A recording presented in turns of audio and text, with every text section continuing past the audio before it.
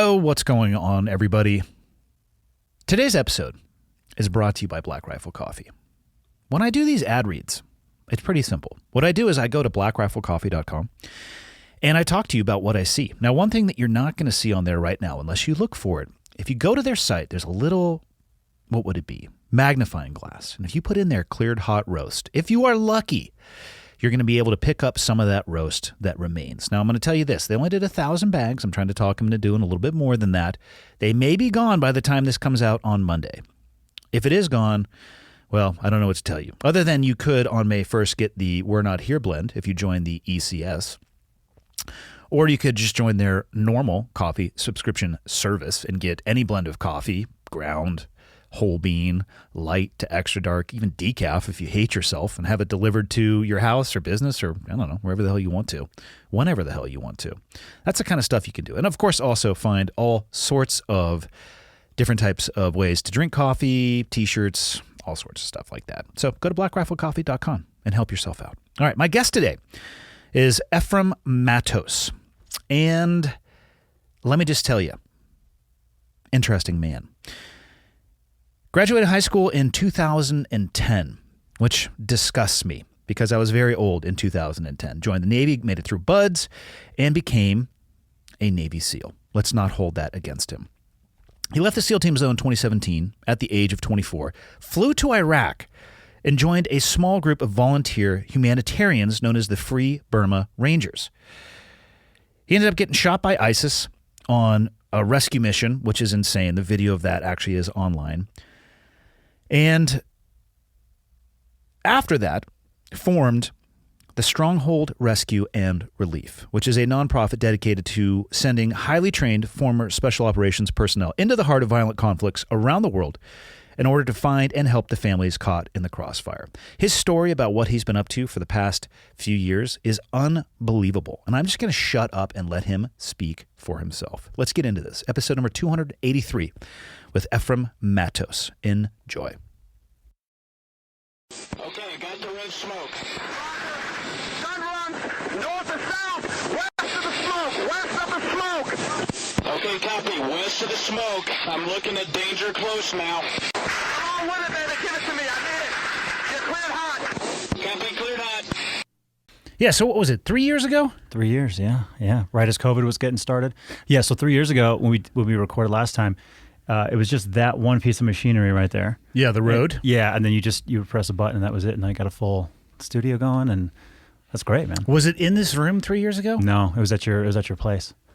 Fuck me. That was a long time ago. Yeah. Okay, yeah. So, yeah.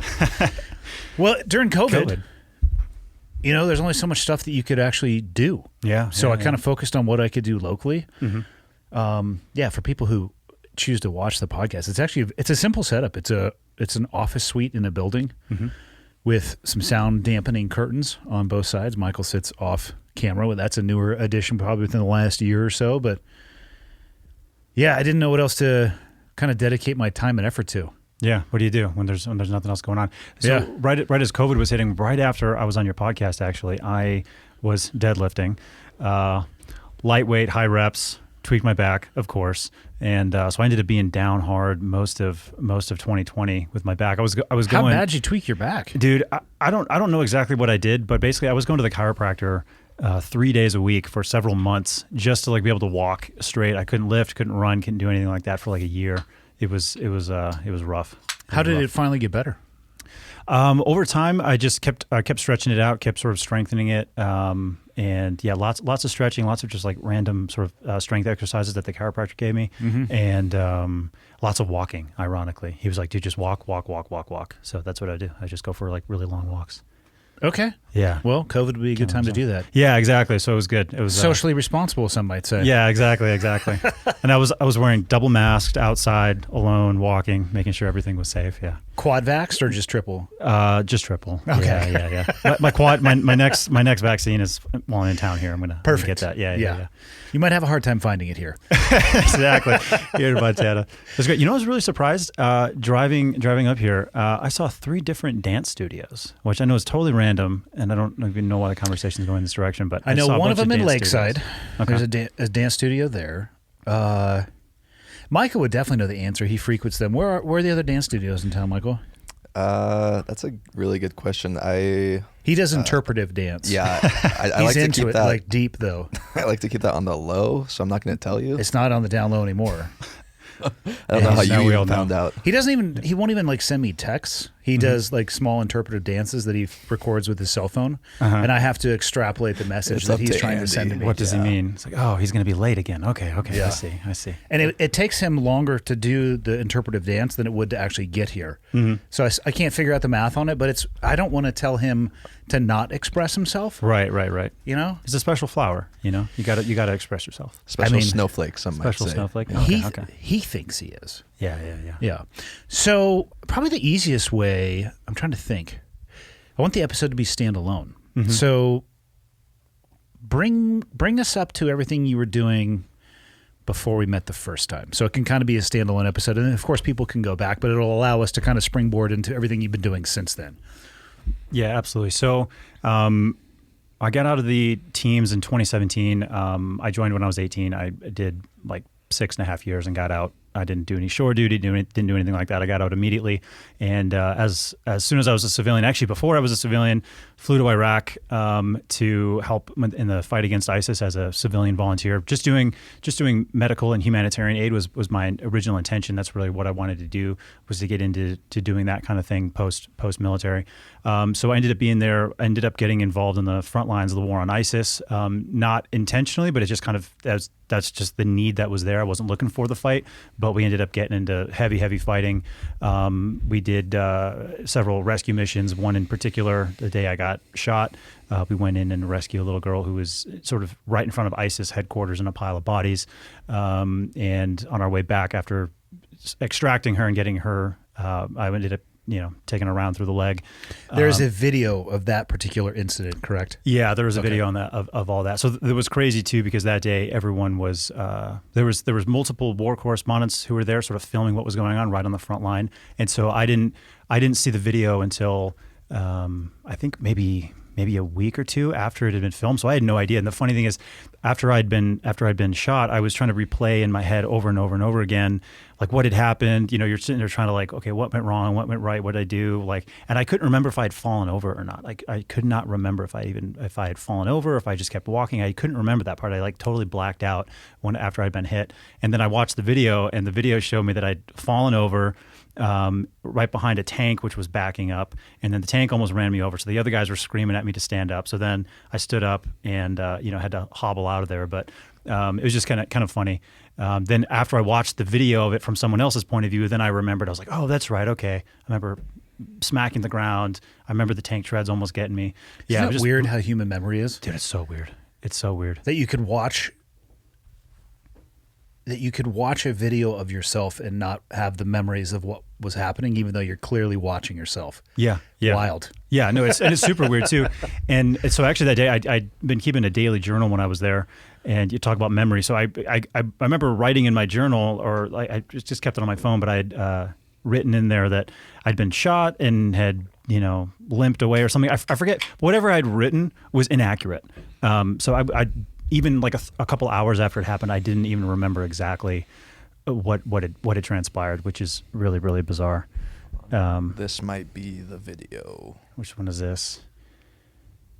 Yep. Oh, yeah. This is us running out there. So that's the guy who runs out there. That's David Eubank. He was he's the leader of the American volunteers I was working with, a group called Free Burma Rangers. And the guy next to him is, or the guy who's also firing the AK, that's Sky Barkley. Was Sky trying not to hit anything? Yeah. Let's go ahead and start that from the top. I want to review here a little bit his Thank you. not shouldered AK technique. Go to the beginning there. This is great. Yeah. So ISIS is like maybe 50 yards away. So not bad there. Like it's a little bit shouldered. It's a real shit show. Like I don't know what he's doing there. Not even aiming. Like eyes clearly 6 inches above the sights. I've never even noticed that. Right there at the end, he picks his head up and looks off to the right. He's like firing and not even looking down. Yeah, not even looking. It's called the safety violation. It's not a big deal. The safety violation. Yeah. I like how you're rocking the AK. That's all you had. So that was from a dead ISIS fighter. So when I showed up, they were like, "Hey, we heard that you were a sniper when you were in the SEALs, so we're going to give you this AK because it actually shoots sort of straight." And that was exact quote. "Hey, this one shoots sort of straight, so you can carry this." So again, like we're unpaid volunteers just out there helping do medical care and humanitarian relief and all that stuff. And then At least one of you the is aiming. situation happens. What? At least what? At least one of you is aiming. Yeah. Well, it was funny too. So you see, I jump out, Yeah. and then you see me right there. I take a couple steps back. Yeah. So what I did was I took like 4 or 5 steps out because I thought that Sky was going to take 1 or 2 steps out from behind the tank. Yeah. But he stayed behind the tank wisely and just kind of poked around the edge. So he's using the tank as cover. Yeah. So right there, I couldn't see my peripheral, so I had to back up so I get that 1-to-1 dispersion, so I could actually see him and know what was going on. Let it roll, Michael. Let's see, we got mag change. Nice. Yeah. Mag change. Yep. Perfectly inserted even for the AK front first. Nice. Yeah. The other guy's like, fuck, dude, did I just shoot this tank by accident? I hope nobody was filming it. That's great. What I may have asked you this the first time that we sat down. What rules are there rules about a civilian going and getting a fucking AK and just going to town in Iraq? Like what rules would govern that? We talked about this a little bit, and the answer to that question is I don't know what the specific rules are. So I know like there's rules against being a mercenary and going out, being a gun for hire and things like that. But if you look at a situation like this, okay, what I do in my head, and again, I'm not saying this is legal code, but if I'm in a situation, all right, so there's a little girl who's in front of ISIS headquarters. She's 50 meters away in front of ISIS headquarters. She's hiding under her dead mother. There's 200 other bodies of people who've been slaughtered in the streets, all civilians, all laying there on top of each other. And, I'm not there to fight, but it's like, yeah, I'll grab an AK and I'll go try and get her and work together. So it's like, trust me, I'm there for it. Yeah, I'm not judging it. I'm just curious. Well, my thought is like, if you were to do that in the U.S., would you get in trouble? And the answer is like, well, no, because you're trying to save somebody's life. So why does it matter if you're doing it You mean overseas? if a tank was in the street in the U.S.? If there was a tank in the street, Trump didn't actually. Speaking of tanks in the street, didn't Trump just turn himself over today or something like that? For his I think he arraignment? went to court. To court, yeah. That's kind of funny. 34 felony charges. Charges, yeah. One of the beauties in this country that some people seem to have forgotten is that you are innocent until presumed guilty. Yeah. I think it was Pelosi who had a Freudian slip the other day. Yeah, I heard like he can prove his innocence. It's like, fuck, ma'am. You might have that backwards, but again, not that anybody would ever weaponize anything. And to be honest with you, I haven't even followed the case against him. I truly and resoundingly don't give a fuck. Yeah, that's fair. That's totally fair. I just find it really bizarre. I can agree with some of the policies that he had, but as a person and as somebody who is a leader or held a leadership role, he fails in every metric from the way he conducted and behaved himself. Yeah, so it's like I just truly don't give a fuck. Yeah, and if our system, again, nets him as one of 2 choices, it's just hot trash. Mm-hmm. It's a hot trash system if he's going to be 50% of the choices that we have at the end of the day. Yeah, and it's so binary and all that is really frustrating as well. Yeah. So, but yeah, I do believe that happened today. I haven't seen any news reports that there were tanks in the street, but I do feel like, so in your scenario where there are tanks in the street, we're going fucking down this rabbit hole. Let's do it. Who would you be shooting at from behind the tank? Oh man, if there's tanks in the street, who does the tank belong to? Are you talking about a tank in America? Yeah, you were saying if you did this in America, so lay this out for me. Oh man, who would be ISIS, or was it ISIS in America? Oh, dude, this is easy. Red Dawn. Red Dawn. That's easy. Okay, so it was an invading Chinese force. Yeah. And if you did that, you'd be. But I mean, as a citizen of the United States, I think you'd be fully covered in any legal ramifications for defending your country. But as a U.S. citizen, and again, I have zero judgment. I'm just fascinated. I would love to know if there are even any rules. I'm not sure. I don't think there's rules against Americans going over and volunteering. Again, like I said, I think there's stuff with like if you're being paid to do it. I think there's stipulations with being a mercenary and all that, which I agree with. What I do know is like the British, for example, they have an issue with it. So like I know several guys who went and volunteered with the Kurdish forces, again fighting ISIS and things like that in Syria and whatnot, and they got in trouble by the British government when they went back to Britain. Like they were all fine. Like no one ended up in like prison long term or anything like that. But frowned upon to say the least. Well, no, it was like illegal. For them, it was technically illegal. I think the sort of U.S. policy is like it's frowned upon. It's like, hey, we don't want you to go do that because you know, don't be a crazy person, which I agree. So if I do find myself in these positions, which I do from time to time, and even just a few months ago, I found myself in some gnarly situations as well. It's, you know, if you're there to provide medical care, if you're there to you know, and you're there on a sort of humanitarian aspect, and that's the reason that you're there. Yeah, I mean, you have the right to defend yourself. You have the right to defend other people. I think that gray area is when you have guys that go over it and are just searching for the action, you know, and it can't be illegal because, I mean, how many guys are going over and joining the Ukrainian military right now? Like tons. There's lots of guys. More than most people probably recognize. Yeah, there's a lot. I don't know where I land on that one either, because I feel like there's obviously multiple camps, but it seems like there's largely two camps. One camp is people who want to go over and fight for what they believe in, and the other camp seems to be military members who can't hang up what they used to do. And it's the only identity that they have. Yes. So this is another thing I've run into as well, sort of in the realm of what I do. And again, just so for people who are listening, so I run a nonprofit organization called Stronghold Rescue and Relief, and we go to conflict zones and do medical care, humanitarian relief, and refugee protection from time to time. So our refugee protection stuff, we're not running around with guns necessarily. We're just finding ways to basically protect refugees who are running away from the fighting. So, and we talked about it pretty deeply in the first episode, so people can go back and that'd be a standalone just in describing what that is. Yep. So, but what I found in the realm of what I do is it's a very polar, very binary thing as well. So you have guys who are absolutely nuts. And I don't know the right way to explain it, but it's like you have people who are a little bit nutty in their normal life, and so what ends up happening is the normal sort of thought process that a normal person would have about risk and about like being introspective and saying, hey, am I really helping in this situation? A lot of times people don't have. People show up in these conflict zones or in these areas overseas, and they don't have that sort of filter, and so you end up with like really, really crazy people. Or you end up on the other spectrum, which is like some of like the absolute best, most loyal, hardworking, trusting people who are introspective. They know why they're there, and they're the best people you ever meet. So it's always this really, really strange dichotomy of when you meet somebody, you're like, okay, we're either going to be like best friends, or you're a nutty, crazy person, and I can't be around you. That's been my experience, dude. Yeah, I was thinking that analogy, kind of. Well. I was kind of thinking of that analogy. It's kind of like, showing up to buds, right? And so you have guys who are going to end up like guys who just straight up shouldn't be there. They're there for the wrong reasons or whatever, and they're kind of crazy. And you're like, dude, like, what made you think that this was a good idea to show up here? Because you're not mentally stable.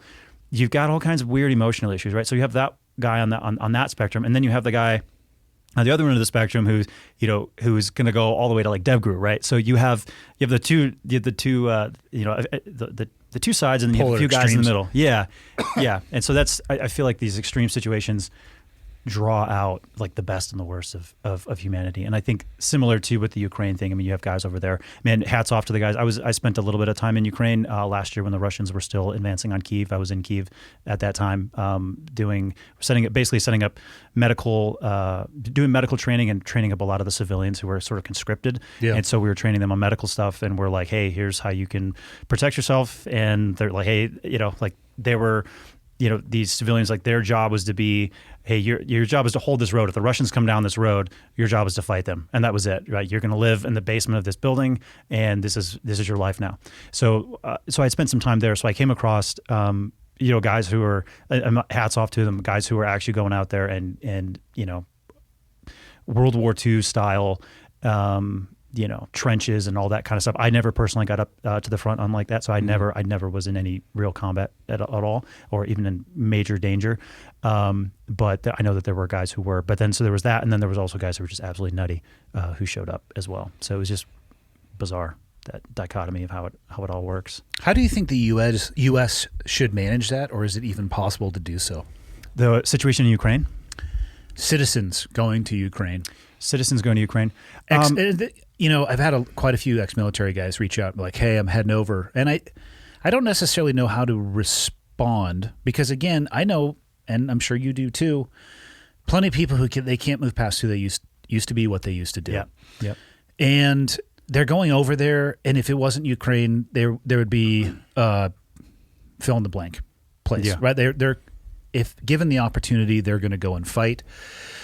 I want to be graceful to them and say, hey, that they have an understanding of what they're doing and they're fighting for the right reasons, and they have a deep level of understanding of their actions and why. And if I'm being totally honest, sometimes I question those links and change. For sure. And chains that people have in their thought process. And I wonder if the U.S. can do anything about it, and if they can, should they? I personally, I think guys should be allowed to make that decision for themselves. They should go over there, and I feel like it's on the Ukrainians to weed out the weird ones. And so it's kind of where I land as well. Yeah, guys should have the freedom to go make that decision. But then also too, it's like when I came back from Ukraine, I got stopped going through the border, coming back into the U.S. at the airport, and then they had a bunch of questions for me and wrote down a whole bunch of stuff like, where were you, who'd you talk to? And so they're gathering this information. They want to know, making sure guys aren't running around acting crazy. But I don't. I feel like the situation kind of fixes itself. So actually, this is a really funny thing. So when I was in Ukraine, I spent most of the time that I was in Ukraine alone because I was one of the first guys in for my organization, kind of setting stuff up and getting things going. And so I was in Kyiv until the Russians pulled back, till they stopped their advance, which we were all like, thank God, because we're all, waiting to get overrun. And so then the Russians stopped, they pulled back. And so I ended up going down to Odessa because the assumption was at that time that the Russians were going to invade Odessa. They were going to open up a second front there potentially. So I was down there helping prepare that. So I was working directly with the Ukrainians, and they basically put me through like a rat line and got me on a train down to these other cities and had people in cars pick me up and meet me. And so we had all this stuff organized, and I got down to Odessa. So I got down to Odessa, and they said there's a lady. She's going to meet you. She's in a white car. She's going to meet you at the base of this statue. Get in the car with her, and she'll take you to the resistance. She'll take you to the people who are preparing to protect Odessa. And so I said, okay, great.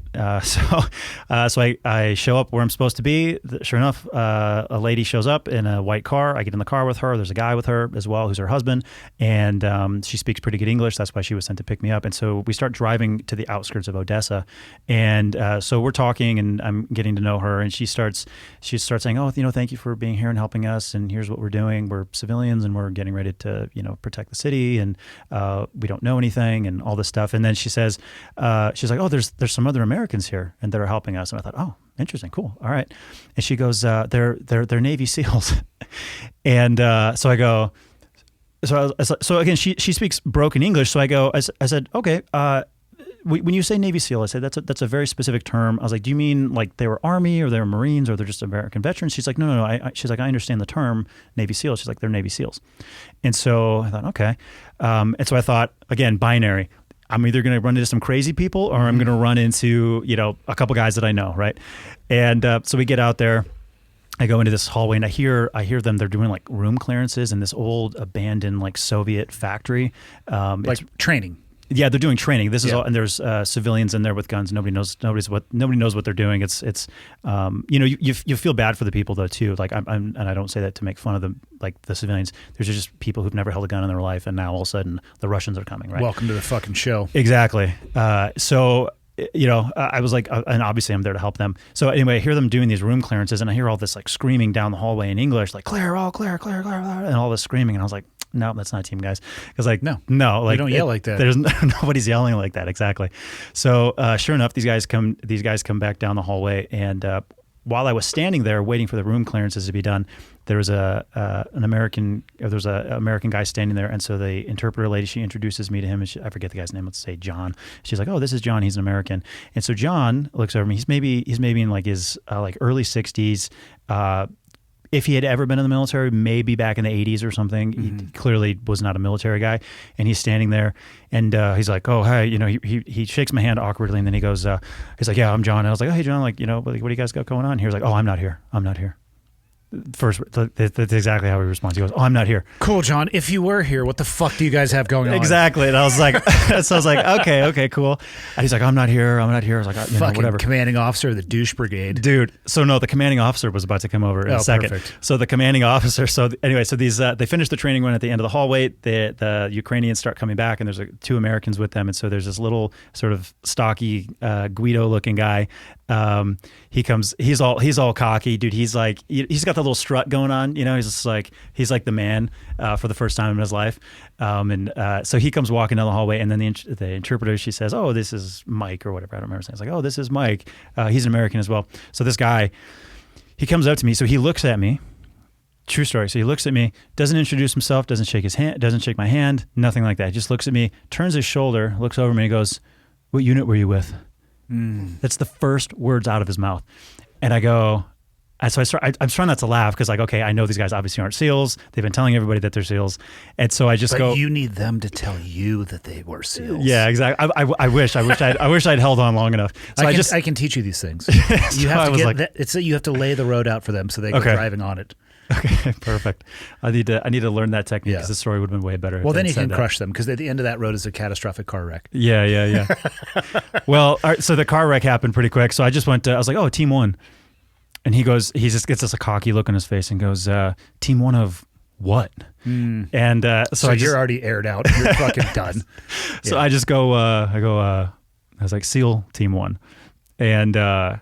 So then, like, the look on this guy's face, his face just drops. The third guy who hadn't said anything, he literally takes like 2 or 3 steps back, kind of into the darkness. He doesn't want to talk to me. The other guy's face like drops, and he catches himself, and he's like, "Oh, cool. Like, are there more of you guys coming or whatever?" And I was like, "No, I'm not with the military. I'm just here as a volunteer, same as you guys and whatever else." And then the other guy who wasn't there, he steps out from the wall, and he's like, comes up to me, like, now he wants to shake my hand. He's like, "Oh, I didn't know you were a SEAL. Like, oh, so good to meet you. Blah blah blah blah."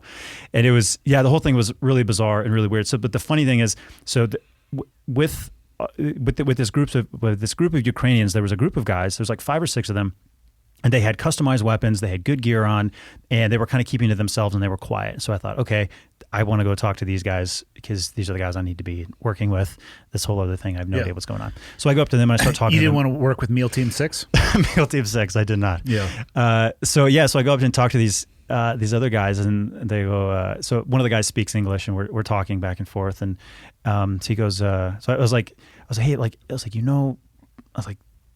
these guys aren't. Oh no! What did I say? I forget how the conversation went. But one guy who spoke English, he goes, he's like, "Yes, we know they are not Navy SEALs." So like, obviously. So so it was, and so then we started, and then I ended up becoming like really good friends with those guys. And I spent most of my time doing stuff. We got all those guys like TCCC certified. We brought in an actual TCCC certifier. So for people who are listening, that's basically tactical combat casualty care, which is just combat medicine for basic. For basic. Did you ever get any beta on who those people actually were? No, that was the last time I saw them, and I didn't push the issue. I didn't want to make an issue. So the thing was, like, the only problem I saw was the fact that they were lying about who they were, which is obviously a big problem. The other thing, though, what about the shit tactics they were probably teaching? You want to know what? It's they're teaching people who have never held a weapon in their life. So I'm like, honestly, my attitude was, hey, something's better than nothing. I'm not going to sit here and I'm not going to let these people sit here. Is it? Probably. Yeah. I'm going to I mean, if you had to teach a tactic to somebody who had never held a weapon, you'd be better off teaching them how to like strong point and look at a structure or a room, right, and have the angles to their advantage as opposed to trying to clear shit. Yeah. Because you can get them cleared really fast. Totally fair. You know what I mean? Yeah. That's what I worry about. That's totally fair. Yeah, fucking Gravy SEAL Team 1 or fucking Meal Team 6. Like, people, it's so fascinating to me, people's desire to be something that they're not. To go over to a fucking war zone where we're actually probably going to huck lead at each other at a few thousand feet per second. Yep. And pretend. The veil of truth is thin on those margins. It's you either know what the fuck you're doing or you don't. Right. You're alive or you're dead, one or the other. But why go to that environment with those type of consequences and lie? Fuck, man. Where do you have to be in your life to think that that is what you should be doing? Or what's also funny to me is it's not even just one guy on his own doing that, right? It's like 3 guys. So in this particular group, it's like 3 random dudes in Odessa. Yeah. You know, and then I talked with them, and I think one of them had been like a paratrooper, another guy had been in like the Marine infantry, and I think the other guy had been in the Army back in the 80s or whatever. Probably a combined service of 4.5 years. Yeah, possibly. So, yeah, I was like, fuck, man. I don't know. And I mean, so again, I try to be as objective about it as possible. Hey, it's great that you're there helping, but also, come on, guys, why are you lying? And I don't understand the psychological need for that. I really don't. Because it's like you could have joined, you could have gone to Buds, you could have gone SF, you could have gone Ranger. Like there's so many other things you could have done. But the fact is too is like, hey man, like one of the guys, like I said, was a Marine. The other one had been in the airborne. I was like, dude, you don't even have to lie. You don't even have to lie. Like you just say like, yeah, I was an airborne guy. Hey, I was a Marine. That's great because now you're talking to, because you're working with civilians who've never done anything before. Yeah. Like so you're astronomically ahead of them. I was gonna say you have a galactic level of experience just being in the military in general. Exactly. Like you don't have to add those layers of bullshit to the onion. Yeah. Because the first round coming in at about 3,000 feet per second, going to peel those layers back real fucking fast. Yeah, real quick. You know exactly. I mean? Like, okay. Yeah. All right.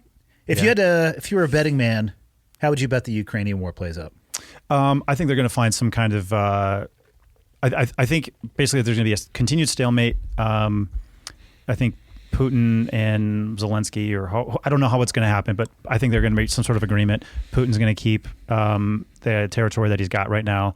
I don't think much is going to change, and I called that back in March 2022 or whenever when it had first happened. I knew people were like, oh, the Ukrainians are going to win the war. They're going to push the Russians out. I'm like, no, they're not. Like the Russians are not strong enough to take Ukraine. The Ukrainians are not strong enough to push them out. Truly, and the West and NATO is not going to provide the level of support needed to enable the Ukrainians to completely push the Russians out. And the Russians are going to save face. They're not going to back down. They don't care how many people die. So I think we're going to end up in some sort of a similar situation. So what's also interesting is when you talk to Ukrainians, they look at Americans and they look at the rest of the world and they go like, hey, this war's been going on since 2014. So to them, the annexation of Crimea and then all the stuff all the area that Russia took in the east back in 2014, they're like, no, this is just a continuation of the same war. Yeah. So to them, they don't see it as a different thing. So I think that'll kind of continue. If you were Putin, would you send Steven Seagal to negotiate peace? If I was Putin, because he is a Russian citizen now and has received. Wait, is he? Oh fuck yeah! What? And has received. Why am I just hearing about this? Well, I saw Michael's fingers start flying on that one. He has received many friendship awards from Putin. From the Russians? He's a motherfucking Russian citizen. What? Yeah. Man, Michael, help me out. I'm so heartbroken. So, why would you be heartbroken? It's fantastic. Well, because he was. That's one less absolute bag of dog shit here in the U.S. You guys can have that one. It's like, no, I thought he was a SEAL. I saw him in a movie. 2016, dude. Steven Seagal became a citizen of Russia in 2016, and he received a Russian passport from President with Putin. State Order of Friendship. What? Have you ever received a State Order of Friendship medal from any country to include the U.S.? No, I have not. Worked as the Russian Ministry's special representative to the United States. Oh, he's representing Russia in the United States. Straight up Russian citizen. Oh, hell no. Have you ever seen a video of him running? No. Michael. This podcast is just going to turn into like a YouTube rabbit hole. Just it's like Michael. Yeah, Steven Seagal running. Yep. No, he was like, wasn't he like he's on some cop show, right? Where he's like going around as a police officer or something. I mean, look at this. Look at the lower body extremities. What is happening? He's running. Look at that shit. You know, I've seen that multiple times in movies where I see an actor who's in like incredibly good shape and they're just they're so awkward. He's like a human cock that's somehow making his way down the street. Look at that shit, dude. Who runs like that? He's got he's like palsy hand on the right-hand side there. Man. God, I would love to beat him to death with like a 3-foot-long dildo.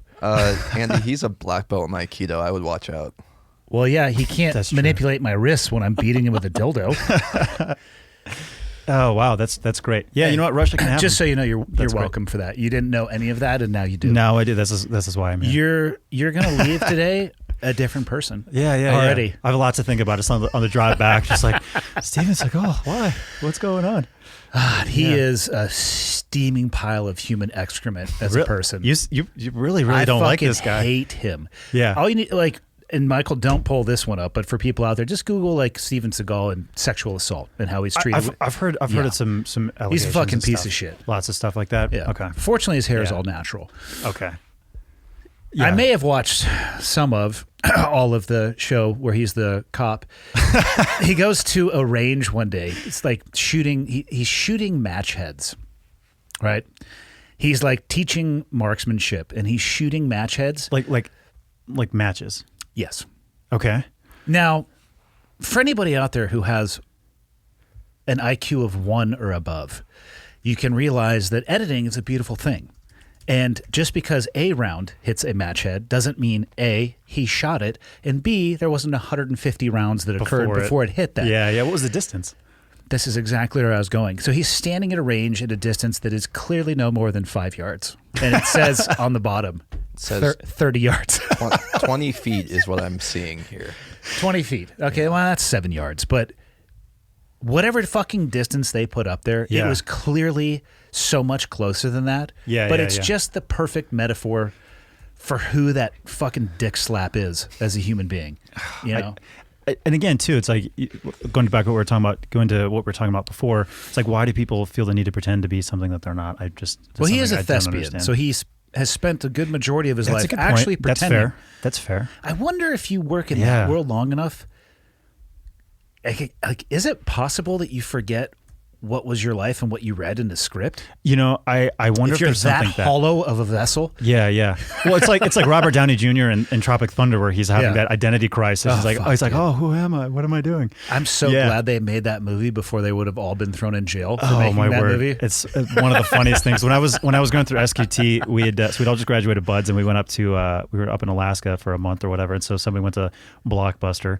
And actually, no, myself and a buddy of mine, we went and got Napoleon Dynamite and Tropic Thunder. Oh, and so what a classic pairing! Yeah, it was great. So we watched those at dinner, and everybody was just laughing. It was so great. One of my Your mom favorite goes memories. to college. Nobody gets that one. Yeah. Your mom goes to college. Michael, have you seen Napoleon Dynamite? I love Napoleon Dynamite. Fuck yeah, Dude, One of so my good. favorites. It's so good. I was 103% sure he was never going to have heard of it because he's like 16. No. Okay. Absolutely love it. All right, Yeah, good. it's a How great- many in it's a great your movie. social circle love that movie or even know of it? I figure you guys are more like you just identify as Pokemon and like demon self or whatever the fuck you guys call yourselves. Bunny self, actually. Yeah, he works at UPS, so Bunnies. everything we've just said is 100% happening there. Okay, gotcha. Fair enough. Napoleon Dynamite. My brothers all love it. A couple of my friends, I think, have seen it, but are not as passionate about it as I am. They're not Passion. the same as us. It's Yeah. unfortunate. They might look a different the same. breed. They might Different- look the same. Yeah. They're not the They're same. not the same. They're on not. the inside. On the inside, they don't know. Yeah, survive. Yes. Fucking Tropic Thunder is so good. Oh, it's so good. Yeah. Well, the funny thing is, I work a lot in Burma, and so we're doing humanitarian aid and medical care out there, and so there's a lot of great references to Tropic Thunder. It basically it's is perfect. Tropic Thunder. Yeah, man. Like we lost, man. Like all that stuff. It's like, it's so great. Like crossing rivers that are ankle deep, but like holding your holding your gear above your head and all kinds of fun Load stuff. and lock. Yeah. Load and lock. Let's so go get bizarre. this Viet Congs. Yeah. It's Viet Cong. It's already plural. Yeah. Okay, so we got up to the Iraq part. Fill me up to everything up to the first podcast, though, because then we can springboard forward. to what you're doing Yeah. now. So, so went to Iraq, ended up getting hit, healed up from that, and then so basically that about probably 6 or 7 months later, I was actually I was doing some Muay Thai training over in Asia. I'm not very good, but I was just doing some training over there, and then basically I got asked by some people to help in Burma, and they knew my background a little bit and knew that I had I was had volunteered in Iraq, and we had mutual friends and stuff, and so they said, Had Burma hit your radar before that? yeah, so it had hit my radar. So actually, back in 2016, I was in Thailand for 6 weeks when I was a SEAL, and so I remember at that time my platoon morale was really low because there was like a platoon in Iraq.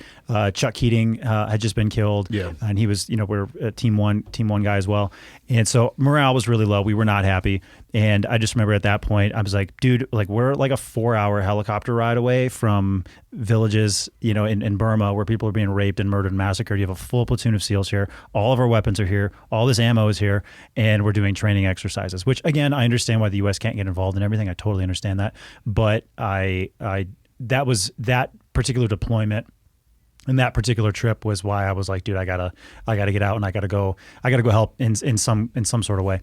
So I was asked to go into Burma and to help out, and I didn't know much about the situation. I knew the basics, and so I ended up going into Burma and living there by myself in the jungle for weeks with this tribe called the Karen tribe. And so worked with those guys and started to, at the time, the situation was relatively peaceful. It wasn't great, like there were still fighting and things happening, but the situation was relatively peaceful. But they knew that the war was coming. They knew that there was a ceasefire at the time, and they knew the ceasefire was going to be broken. So the tribal leaders were looking for anybody who could come and help them because they knew the fighting was going to kick off again. And so I started working there, helping out with, humanitarian aid, and helping some of the, and just as a volunteer. So I hadn't even started my organization at this point, and was just self-funding it. I'd sold my home in San Diego to kind of go out and do this kind of thing. And so I was working with them there, and then my relationship with them continued to grow. And so now fast forward a few years later, it's like now we're much, much more heavily involved, and the fighting, I think within, I forget which year it was, but I want to say a year or so later that ceasefire did break, and so there was a lot more violence, a lot more refugees, a lot more people that needed medical care, medical training. And at the time, I was pretty much a one-man show. So basically, I was just doing lots of medical training, kind of going to some of the frontline areas and saying, "Hey, maybe you can, do this and this to help protect the civilians and things like that." I couldn't really do too much, but then in 2020, in 2020, I was kind of on my last leg right at the beginning of 2020 with Stronghold, because it was at the point where I was like, hey, something either needs to happen where we're getting more and more support, because we're a nonprofit organization. Mm-hmm. We don't sell products or anything, so we subsist completely off of people's donations. And so I thought, I was like, man, something has to break here, or I'm going to have to kind of move this Stronghold thing to being a part-time thing, which I don't want to do. I don't want to go do something else. I don't want to do anything else. This is what I want to do. These people need help. Villagers are being destroyed, people are being raped and murdered, and there's all kinds of evil happening. It's like, I want to go help here and in other places. And so the turnaround point was basically, I said, it was early 2020, and I said, okay, I'm going to go on, I was able to get on Mike Ritland's podcast. Yep. And your podcast. And I said, based on how these two podcasts go, this is going to determine basically the course of Stronghold and how this is going to go, because this is my only option really to figure this out. So, and the reason for that is because as I started Stronghold, I didn't want to rely on huge donations from private individuals who want to give large sums of money, because I knew that always comes with strings attached. You can't really do what you need to do, and it's very inconsistent. So maybe you have somebody who donates a bunch of money to help you. Well, okay, 3 months from now, that money's going to run out, or next year, are you going to donate again? And so it becomes very unstable. It becomes very unpredictable, and I can't promise the people that I'm helping, I can't promise them help into the future if I can't, if I don't know like what resources I'm going to have.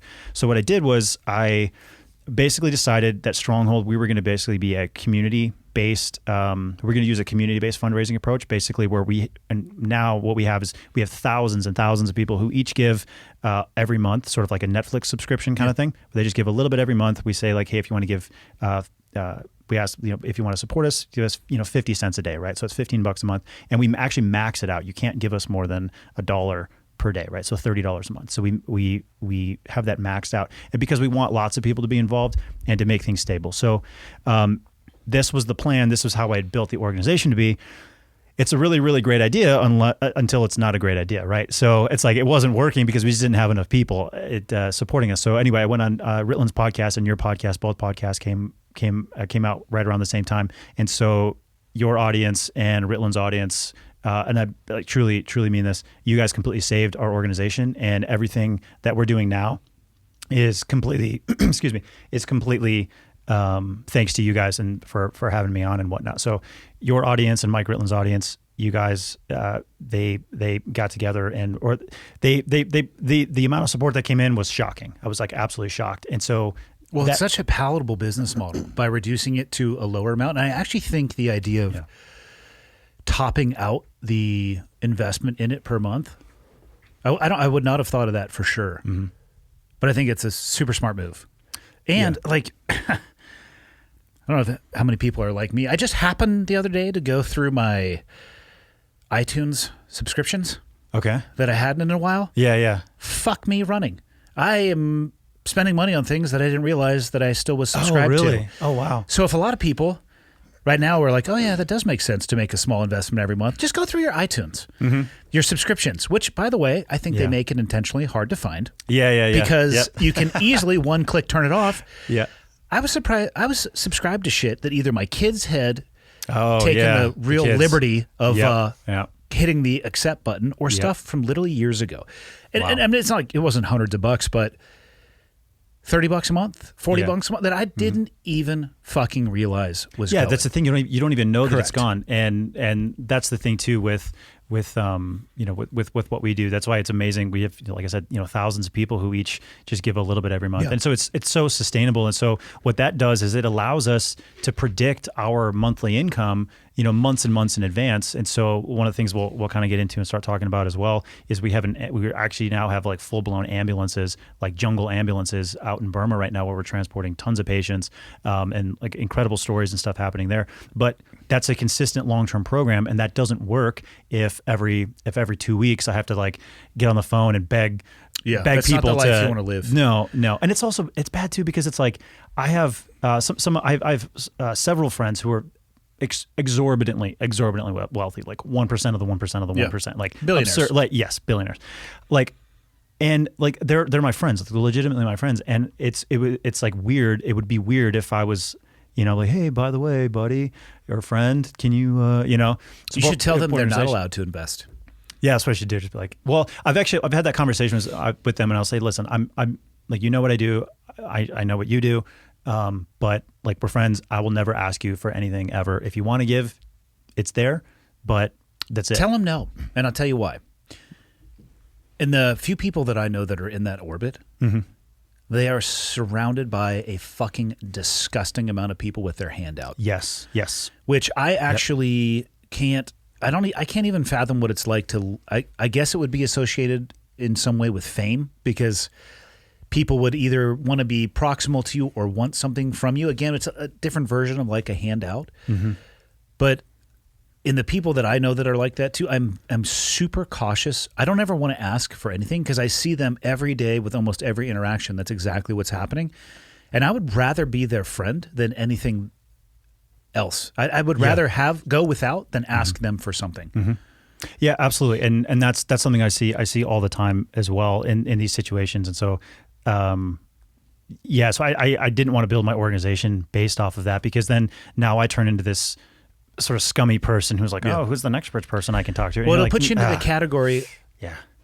It could potentially put you in the category for them of them wondering, well, why is he is he my friend or does he want something from me? And I think most people live in that category for those people.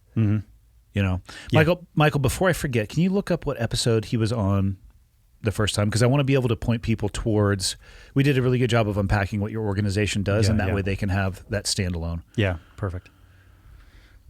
It looks like 128. Okay, 128. Yeah, that was a while ago. This will be in the 280s. Oh, nice. When this thing comes out, yeah. Congratulations. Well, it's not really congratulations. It's going well. It's great. I didn't have like a lot to do for a few years. You know what I mean? It's like, yeah. People are sitting at home looking for content online. Yeah, it's like okay, perfect timing. I'll be consistent. No, it actually, it's been awesome. And sitting down and just being able to be consistent with that pace, it helps for me for scheduling too. But also, it helps with I've heard that I don't listen to my own podcast because that would be weird. Yeah, we're having this conversation. I will not go back and listen to it because I'm trying to be here while we're having it. Yeah. But I hear from people that consistency helps. Yeah, no, that's great. Yeah, and it seems like a lot of good stuff's going on with you as well. You got the Black Rifle coffee shop up and running. Yeah, I'm going to swing by there on my way out. That's a Black Rifle coffee right there. Is that what this is? Michael got that for you. Dude, thank you so much, Michael. You're so welcome. So I've never had Black Rifle coffee before. You're not going to believe this. Are you ready? Okay, I'm It's ready. going to taste like coffee. Is it going to taste like coffee? Shocking. Stir that up, yeah. With Michael straw? yeah, there you go. That's what was that, Michael? A cold brew?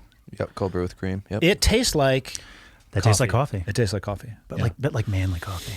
I had a woman show up a week ago protesting the coffee shop. Okay, go on. Exactly.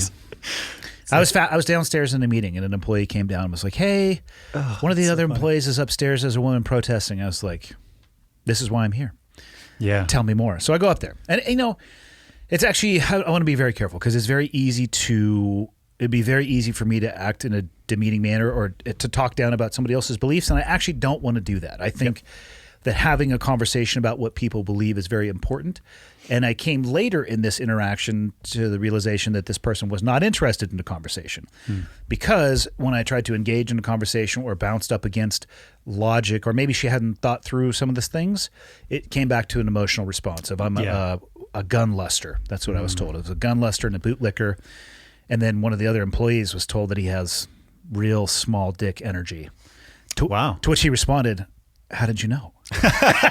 Good for him. I was like, "Fuck yeah, Good for him. Good Yeah, for you." Like that's what you do with that. That's You amazing. you take it, you eat it, and you go blah, and you spit up like Adam. But Yeah. so I go upstairs. She has a sign, and on the sign, it was representation. It was a hand-drawn and painted representation of children underneath school desks on the whiteboard. Even though it was a chalkboard, not a whiteboard.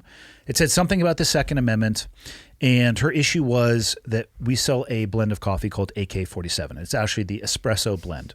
And her belief is that because we sell that blend of coffee, we are, I might be mischoosing my words a little bit, glamorizing the AK itself, which was a weapon of choice. I don't know which school shooting it was the weapon of choice.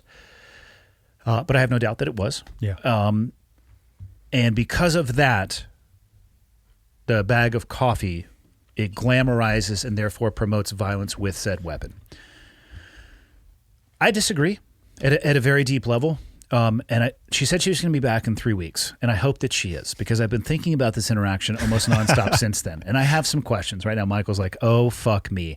I'm going to try to get her in here. I was going to say, yeah, have her on a full I would out on love to. Friday or Oh, I something would like that. love Yeah, that. I would love to have her on, and that's the thing is, Yeah. I feel like a lot of people wouldn't want to do that. I would be fascinated by the exchange because I am a huge fan of having my beliefs pushed on because it allows me to gauge not only the depth but where it comes from. So, like there was, I asked her. I said, "Do you go and protest movies that have what you would consider to be an exceptional amount of gun violence?" And that's when it was like, "You're a bootlicker or a gun luster." I'm like, "Listen, I'm not trying to say that. I'm trying to understand where you're coming from." And her belief about the AK in and of itself was very misplaced. She's like, "This is a weapon that if you're shot by it, you are obliterated. And in this mass shooting, like people had to be identified by their DNA samples. Like it just destroys the body." And I'm looking at her, I'm like, "Ma'am, I was shot by an AK-47 and I'm standing right here in front of you. So, your perception on that, it might be a little bit off." "Well, I don't believe shit that you say. And I'm going to stick with the medical examiners and this, that." I'm like, "Okay, you believe whatever it is that you want to believe, but here's somebody literally standing in front of you who was shot from about 15 feet away with an AK, and I wasn't obliterated. So is there a chance that the information that you are, gathering your assumptions from or your beliefs that could be flawed?" Also, another question I had, like there are actual stores here in Montana that sell actual AKs. Why would you protest a coffee shop if you believe that anybody is promoting the use of an AK? Would it not be the places where you could actually buy an AK? And I'd be fascinated to hear her response. If she comes back in 3 weeks, 2 weeks at this point, not that I'm counting the days, but it's, I have questions. I have no issue with somebody protesting. She can walk on the sidewalk as much as she wants to. I really don't care. But yeah, it's fascinating to me, some of the beliefs that people come to and the information that they use to get to those beliefs. Yeah, and I think sometimes too you're using the word information and logic and all these things, and you said earlier as well the emotional response, and I think that's when I look at the world around us right now, as sort of our society is fracturing. It's typically what it looks like to me is like cold hard logic on one side and then like total emotion on the other, and in reality you have to have a bit of both, right? So the world without emotion is dark, desolate, horrible place, and the world that's all emotion is nothing but chaos and disorder. And so you have to be able to balance the two. You have to be able to say, you have to be able to have the logical argument about what's going on and have the actual facts of what's going on. And then you do have to take people's feelings into account a little bit. At least you have to temper it a little bit. So I think it would be good to talk with her and just kind of understand where the emotion is coming from. But then I don't know if it'd be possible, to be honest, because the escalation in verbiage, terminology, and just it rapidly escalated to the point you could tell that there were, to use a hallway analogy, there were doors that I could open that she would go deeper into, and other ones, if you crack it, it was an immediate response to try to get you to go into a different door. Gotcha. So I don't know if a conversation can happen, and that's the thing too. Is a lot of people who are so far either on the logic side or so far on the emotion side that refuse to be anywhere in the middle. You can't have those conversations if people are so stuck in their ways, and people dig down into their own camp, and that's just a recipe for disaster and chaos and war. That's how we get nowhere. We don't need. How the fuck did we start talking about that crazy lady? I don't know. Coffee? We're talking about coffee? Oh, yeah. Black Rifle Coffee. There you go. We're talking about Black Rifle Coffee. So there you go. You have it's your first Black Rifle Coffee. It tastes like coffee. There we go. It in no way, shape, or form promotes gun violence. I'd like to share that with you and everybody else. Okay, perfect. Yeah. There we go. Yeah. Michael definitely supports gun violence. He goes out and he champions gun violence. He raises money for gun violence. Yeah. Sounds about right. Yeah. Yeah. And well, speaking of gun violence, so Burma. Now we're up to, so we covered the first podcast. Yep. What the fuck you been up to for the last 3 years? Yeah. So other than blowing your back out like a dumbass, dude, it was so lightweight. You know what the funny thing is? Like, I didn't even feel it during the workout. I felt it after the workout. I got home and I was stretching, and then I felt something in my back pop, and I was like, oh, that's not good. And so I ended up being in that situation, and eventually got that figured out in 2020. So 2021, I was finally able to kind of get back out in the field and start doing stuff. I ended up spending a little bit of time in Haiti. We were just basically giving some medical training and stuff to the Haitian police officers. Also during this time as well, Stronghold started to grow, and so we started our base of supporters started getting larger and larger and larger, and so it got to the point in 2021 where I was able to hire employees full time, and we were able to really get the ball rolling and really get things going. But then things really started picking up in 2022. I had a team of guys. I wasn't there because my back still wasn't at 100%. Dude, you threw yourself out of commission. No, it was bad. It was really. Did you ever bad. go get it imaged and figure out exactly what happened? Just the chiropractor. So just the chiropractor. Did he ask you to buy a package of adjustments? Well, yes, he did. But I will also say though, so he took an X-ray of my back, and he's like, dude, if I didn't know that you were, I forgot how old I was at the time, 27 or whatever. He's like, if I looked at your spine without knowing, who you are, he's like, I would say this is the spine of a 50-year-old man who's lived a rough life. I would tell you. Let me tell you what I would tell you if I was a chiropractor. Exactly the same thing. Yeah. Every client that goes in there, if I didn't know that you were, looks at your sheet, 26, I'd say this is the back of a 50-year-old. Yeah. That's true. That's probably true. Either way, it worked. Let me talk to you about this 3 adjustment per week package for 6 months. Well, I'll tell you what. Either way, he got the money, and it did help ultimately. I've had great experience with chiropractors, by the way. Yeah. However, the model of selling the packages is a little bit flawed in my mind. Yeah, that's fair. But actually, what was actually good though, I was actually able to contact the VA, and the VA, because I had basically a recommendation from him or whatever. Like the VA actually was able to cover most of the Sweet. the stuff. So it actually ended up working out pretty good. So 2022, I ended up in Ukraine for a while, and then go back to Haiti though. So you were doing basically working with the police. Yeah, so we're working with the Haitian police down there. We were planning on doing a lot more with them, and still might do more with them in the future. The issue was, so when I was down there, we had met with the Haitian chief of police, And he basically explained to him, of course, the first words out of my mouth when I walk into the room is like, hey, my name's Ephraim Mattos. I do not represent the U.S. government. And so we immediately have that conversation. And I said, like, we'll provide medical supplies, medical care, and medical training for your police officers and all that stuff in the field. And like basically whatever you guys allow us to do, we'll help you out with whatever we can. Everything we're doing is free of charge. And of course, they always look at you sideways. And so they're like, what you're saying is you work for the Central Intelligence Agency. Dude, that's exactly what it is. Okay, so that's exactly what it is. So quick story about Ukraine. So I was in Ukraine, and one of the primary contact, my primary Ukrainian contact who was there was a relatively well-known Ukrainian person who fights against corruption. He's like a sort of a pseudo-celebrity within Ukraine. And so we just so happened to be working with him and ended up becoming pretty good friends with him.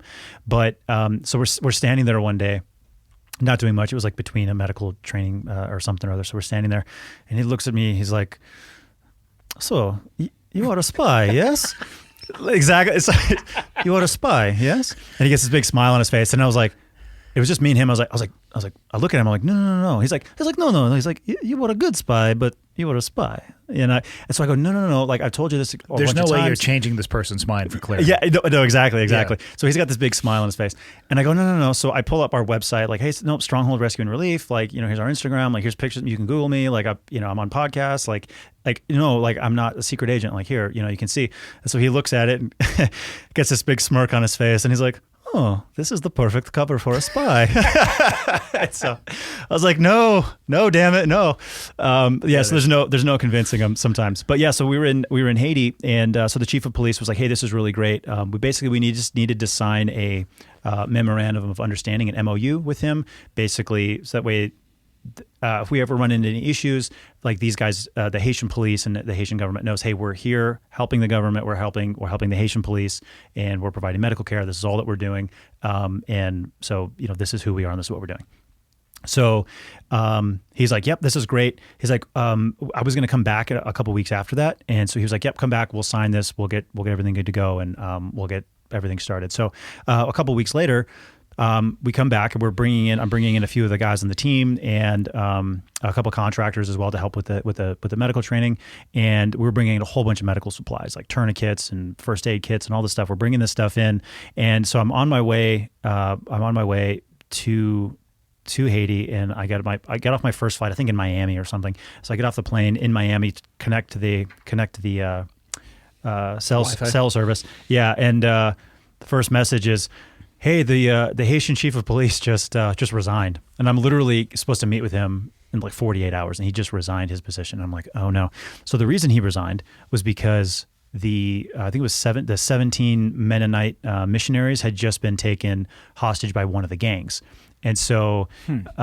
So that was right when that whole situation happened. I don't know if you'd heard about that or not, but no. Yeah, there was like 17 like Mennonites, I believe Mennonites, and forgive me if I'm messing that up. But they were one of those groups down there doing humanitarian work. They'd all been taken captive by one of the gangs, and the situation in Haiti is really, really bad because the gangs are basically starting to take control of Port-au-Prince, which basically in turn controls all of Haiti, and that's why the police really, really need the help. So I'm like, oh, that's not good. So we don't know who the chief of police is. Like our paperwork is not going to happen. Now we have to build a relationship with whoever the next guy is. So anyway, we get down there and we end up meeting with the guy who was, we're down there for a few days. We end up meeting with the new guy who is the new chief of police. And so come to find out, the new chief of police for Haiti was the childhood friend of the guy who started the gang that kidnapped all the missionaries. So he's from the same neighborhood. He's directly associated with them, and somehow he becomes chief of police. And so when I learned that, I was like, oh, like our chances of being able to work down here are like basically zero. And like we'll still provide some medical training and stuff, but like we're not going to go in the field with your guys. We can't take that risk. We can't do any of that kind of stuff. And we were going to be working with. There's another NGO down there they have like helicopters, like medical evacuation helicopters and stuff. So we were going to train them on how to do procedures, how to bring in a helicopter, how to load a patient, like how to keep the security, all that kind of stuff. Mm-hmm. Because as you know, like the golden hour, you got to get medical care as quick as possible. And so anyway, we were planning on doing all that, and it just totally got mothballed. So we still did some training. We still got a bunch of TCCC stuff done for the the Haitian police officers, and it was really great. Actually, since then, 2 of the Haitian police officers that we trained during that time have been killed by the gangs, and one of the police officers was actually wounded, shot in the leg, and they used the actual tourniquets and stuff that Stronghold provided them to actually save that one police officer's life, and then the other guys obviously weren't able to save them. But What do you think happened to the old chief of police? he took a job, I think, like in Washington or something. So yeah, I saw him actually as he No was longer leaving. in Haiti. Yeah, he was like, dude, I'm out. I don't know if he's back in Haiti. I don't know. Haven't kept in contact with him, but yeah, he was. It seemed kind of relieved to get out of there, honestly. So he was like, all right, cool, I'm out. And he ended up taking some kind of posting in Washington, D.C. Probably the only reason that he would still be alive is he left Haiti. Yeah, I mean, he was out of there within like 48 hours of him stepping down, and we were at the airport to meet him and talk with him as he was out. Yeah. And yeah, he was basically just like looked at me. He was like, hey, man, good luck. I was like, thanks, man. Thanks, bud. Thanks, Fist man. bump. Yeah, exactly. Best of luck. It's like, I'm coming here, you're going there. It's like, Yeah. no. That's backwards. It's supposed to be the other way. So what did you do after that? So we were in Haiti, and then forget the exact timeline on that. But then starting in that was in like late 2021 into 2022. We were in Ukraine, and then the next big thing that we did was so also we in 2021 we experienced like massive growth. Like we experienced like massive growth for the organization. Word got out there about what we were doing and everything. Run some viral videos and things like that. So our organization really grew. So I was at the point where basically our income and the amount of support that we had, and so our ability to work had like 10x'd basically overnight. And so I was scrambling for months, doing several things. One was getting the organization on the back end taken care of. So there's a lot of operational stuff that has to go there. As you know, if you're just forgotten work that actually at the end of the day makes it all possible. Exactly. So it took me a while to get all that done, but then also too that allowed us time. I was very grateful because our financial commitments were pretty low at the time, and so we had this influx of support coming in. So it was really great. I was able to, over the course of time, very gently increase our financial output, and so we were able to basically build up a good savings and make sure that all that stuff's good. So anyway, that was going on, and so then we started looking at other places where we could help. We knew we were going to be back in Burma but we can't work in Burma for basically during the American summertime because that's rainy season over there, and everything shuts down. There's just nothing. There's no roads. There's no bridges. Everything is just destroyed. So we actually ended up. I forget exactly how this happened, but we were invited to come out to Africa and work with African anti-poaching park rangers in Mozambique. And so this was actually in October of this last year. And so we went out there. It was just an initial, I had actually never set foot on the continent of Africa. I've traveled all over the world, never been to Africa. And so when we went out there, and I also know nothing about conservation, I know nothing about wildlife protection, I know nothing about poaching, I know nothing about any of these things. But so we were invited to come out and get to know these guys and to work with them. So we went out to Mozambique, and it was just like a 2-week trip just to kind of get to know everybody and see what was going on and learn. But it ended up being a really incredible trip. We provided a bunch of medical training for the Rangers, and I learned just an absurd amount about conservation and wildlife management and park management, but then also about the how the poaching works and the how it affects the civilian populations around these national parks, and then like the Chinese syndicate influence and all of that stuff that goes on in these places. So they're like sort of these miniature war zones where people are fighting over the animals and fighting over the land and everything. So it's Is kind it of still bizarre. for the ivory? It's the stuff that we were dealing with was the rhino horns. Okay. And excuse my ignorance, but I don't remember if ivory is Michael? Is I believe ivory is elephant. ivory is elephants? Yeah, but aren't the tusks made out of the same thing that the rhino? Yeah, what's tusks a rhino are made tusk out of? made out of? What is a rhino tusk made out of? Yeah, I think somebody told me it's like basically the same stuff as like your fingernails are made out of. It's That's just what basic. I have heard. Yeah, but then I thought that. Why would it be so valuable then? So there's a bunch of Chinese are crazy fuckers. They would just harvest the fingernails of their people. That's a perfect answer, and that's basically the answer. It's the Chinese and a lot of these like Asian cultures that sort of prize rhino horn tusks and elephant tusks and all that stuff for medicine. There's these shots I learned. So there's these alcoholic shots that you can take in like Vietnam, where it's like $1,000 for one of these shots, and they like sprinkle rhino horn dust into the whiskey or whatever it is. So yeah, it's dentin, enamel, and keratin, the same substance that makes up fingernails and hair. And that's for the rhino. Yes. And Okay. what is the value? What do they do with it, Michael? Let's see. What do they do with rhino tusk? What? Yeah. I mean, because I know that a lot of one of the things that they're doing to prevent rhinos from being poached is they'll cut it off and have them walking around without it, or they'll keep trimming it so there's no reason to kill the animal. Yes. And I have an interesting story about that as well. All right. Let's see. It's all going to come back down to somebody's dick getting hard. Like, seriously, all these potions are like, they're all dong potions. Yeah. Traditional Chinese medicine has used rhino horn for conditions including gout, rheumatism, fever, headaches, vomiting, food poisoning. Typhoid is also considered to be an aphrodisiac.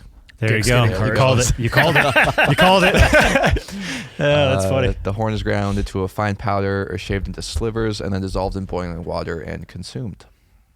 Okay. Or into alcohol and consumed, apparently. Yeah. I feel like the alcohol is probably consuming most of whatever is sprinkled in there. Yeah, it doesn't actually do anything. So that's the whole thing. Like, it doesn't actually provide any medicinal things. It's like biting your fingernails. It doesn't do anything for you. But then the other thing that's going on in these national parks is the wood and the logging and all that stuff. There's illegal mining, illegal logging, illegal all kinds of stuff going on. But then you also have the civilians who've lived in these places for generations, for thousands of years. It's their land, and they're subsistence farmers, and it's Africa, so there's lots of there can be lots of droughts and lots of different issues, and so they're a lot of times they're poaching, but they're just poaching for animals to eat. Yeah. But the problem is they'll put out like thousands of snares over the course of a year in a small area. But the problem is then the elephants and the rhinos and the animals and all the monkeys that they aren't intending on capturing end up getting caught in these traps, and then you have all these animals are dying off, and that just causes issues with the ecosystem. So it's a very complicated thing. And then you got the Chinese. So while we were out there, we spent, so we're like literally living in tents. It's basically Jurassic Park. So we're in this sanctuary of a national park called Zanav National Park in Mozambique. And we would go out with the park rangers. We'd get out of the trucks. You see the safari pictures of people driving around on safari and like, oh, look at the lions over there. Look at the tigers over there. And they're taking pictures. There were no lions or tigers here. There was one lion, but we didn't see it, but it's somewhere around there. What was his name?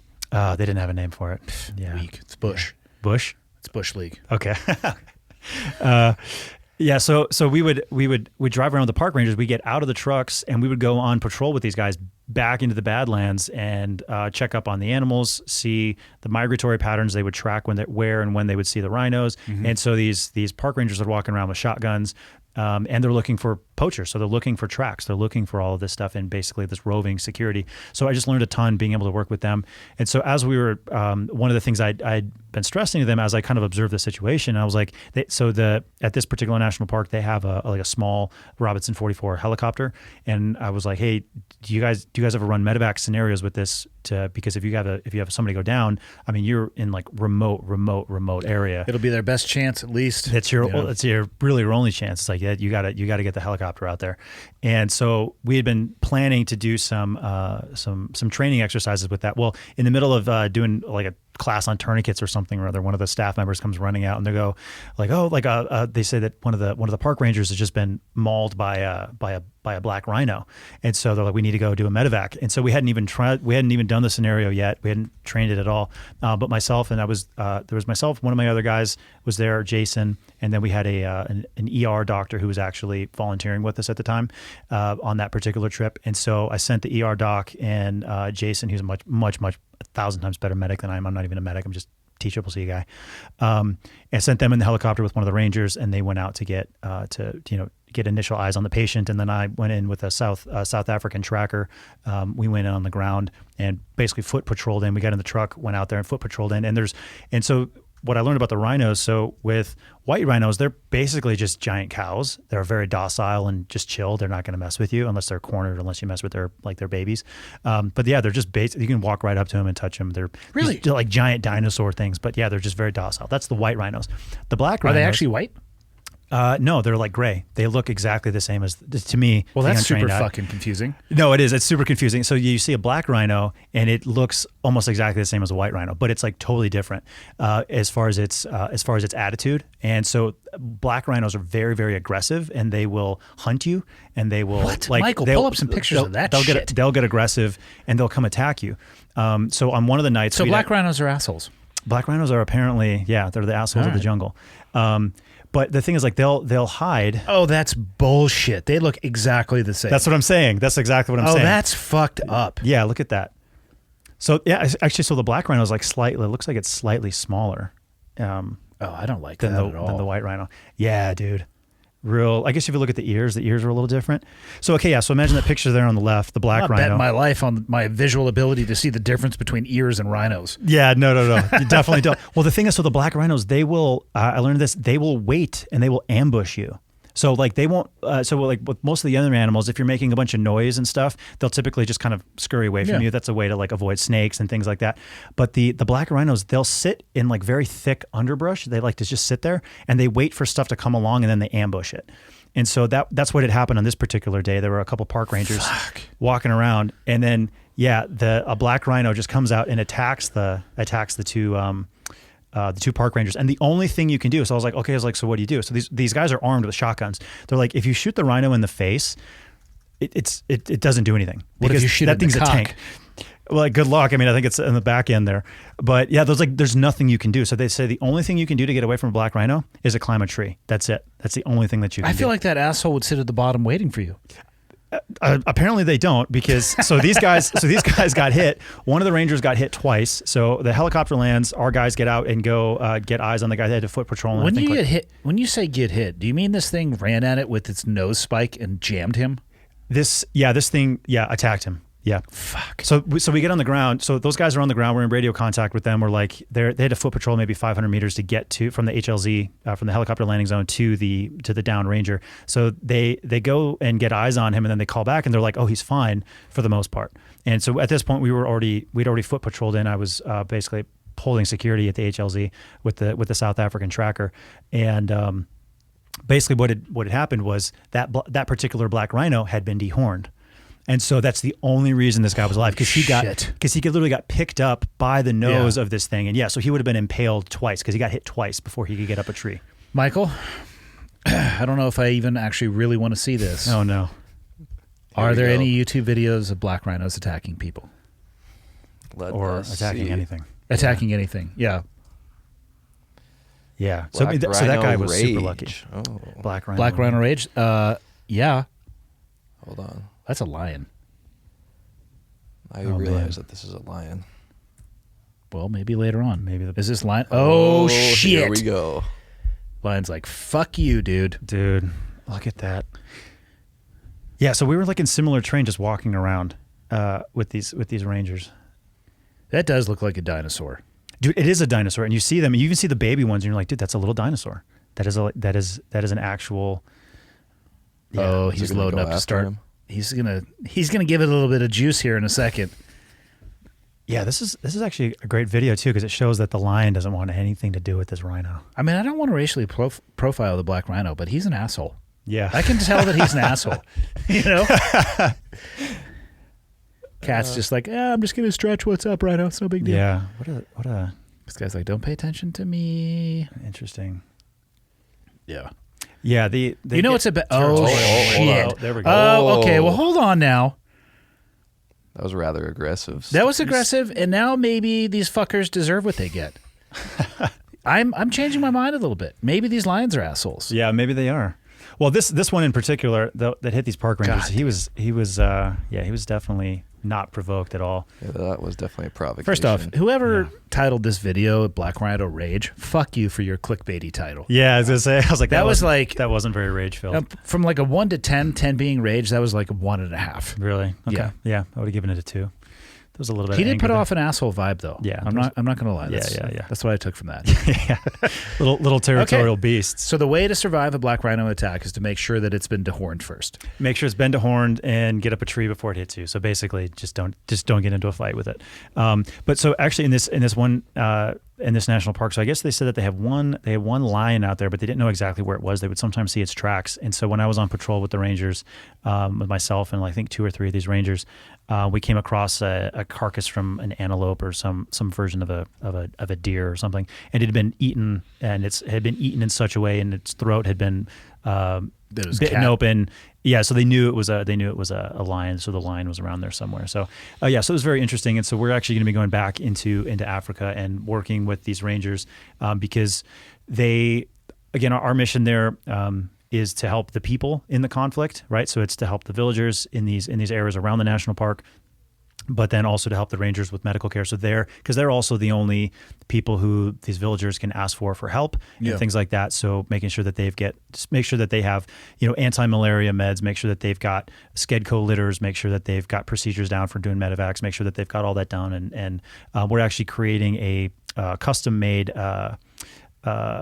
basically certification program, like a 3-day program specifically for park rangers, like a medical training course. We'll get an actual certificate of. Do they from our interface medical director or encounter the poachers much, or is it more just dealing with the aftermath? Because how kinetic is their job, the rangers? So it's very rarely kinetic, but it does get kinetic, and it's based more on where you're at. So some parks have lots of poachers, and so there's lots of stuff going on all the time, and so they're getting into like weekly contacts. Whereas, I feel like the poachers would do everything possible to avoid that contact. You wouldn't believe the stories I was hearing. Like, so the poachers, they will do all kinds of stuff. They'll put carpet on their feet. They'll have specially made shoes where the footprint is backwards, where the heel is backwards, so they'll walk in, so that way the park rangers will go the opposite direction. Yeah. So one of the worst things though about the it's a little bit better non-provoked. Yeah, it's pretty terrifying, dude. I mean, I don't care if that's a white rhino or a black rhino. I'm running as fast as I fucking possibly can. Dude, absolutely. Oh shit. Oh yeah. Okay, that's a black rhino for sure. Yeah. Well, want some more? What? Yeah. Yeah, so people. That thing's clearly an asshole. Black rhino attacking. Clearly a vehicle. an asshole. All right. Yeah. Good job, Michael. You've redeemed yourself a little bit. Thank you. So one of I didn't personally see this, but one of the stories that was told to me by one of the other American guys who had kind of made the connection for us there in Africa, he was telling us that they had come across a situation. So what the poachers will do is they'll sneak in to the national parks. That's not that hard to do because it's a lot of area. What is hard is after they take a shot. So once they find a rhino, they'll take a shot, and then they have to dehorn the rhino, and then they have to get out of there. That's the hard part. And so the rangers are constantly roving, waiting to hear a gunshot, looking for tracks, all of that stuff. And then the rangers have, at least in this one particular national park, they've got helicopters, they've got trucks, and they've got other pickets out so they can kind of surround these guys and capture them. So what the poachers will do, and what they did in this one particular situation was they went up to it was a white rhino, it was a mother and her baby rhino. They shot both of them and because they don't want to continue to give away their position with multiple shots, both the mother and the baby rhino were still alive, but they're wounded and they're laying there on the ground. And then what these guys do is they have a saw, and so they'll go and they manually cut the horn off. But they don't just cut the horn off; they cut like the entire face off, because the horn goes down deeper into the face, goes sort of down deeper into the rhino's skull. And so they'll cut the entire face off, basically up until the upper part of the mouth, and they'll take the whole thing. And so they did that to the mother and to the baby rhino while they're alive. So they chopped their faces off while they were alive. Yeah. And got out of there. And so when the rangers got to the scene and saw the situation, both of them were still alive, and basically the mother and the baby rhino were like crying, like trying to talk to each other. They were like cuddled up next to each other with their faces chopped off, and were like gurgling, like trying to make noises and comfort each other and whatnot. So have the rangers thought of doing that to any poachers that they might catch to TIA, leave a message? Man. Yeah, TIA, man. This is Africa. Yeah. So I'm sure that stuff like that has happened. I would love to catch those poachers and do exactly that to them as well. Yeah. And send a video of that to their loved ones. Yeah.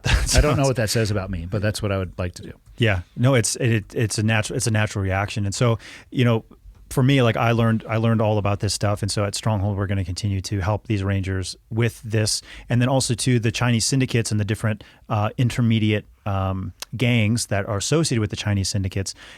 They terrorize the villagers and the local population as well, and entice them. Are they with trying money. to displace them, or what are they trying to do? No, they're not trying to displace them. Basically, they're trying to keep them quiet so they can, go in and do their thing. And so if anybody says, it's sort of like mob rule. Hey, if you see anything, if you say anything, like we're gonna come back and we'll kill you and your family, all that kind of gangster stuff. So so we're continuing to work there. We'll be doing more this summer. But then, so right after Africa, we went into Burma. So I basically, right now, just a few weeks ago, I got back from basically like a four month mini deployment into Burma, where things got really, really crazy on this particular trip.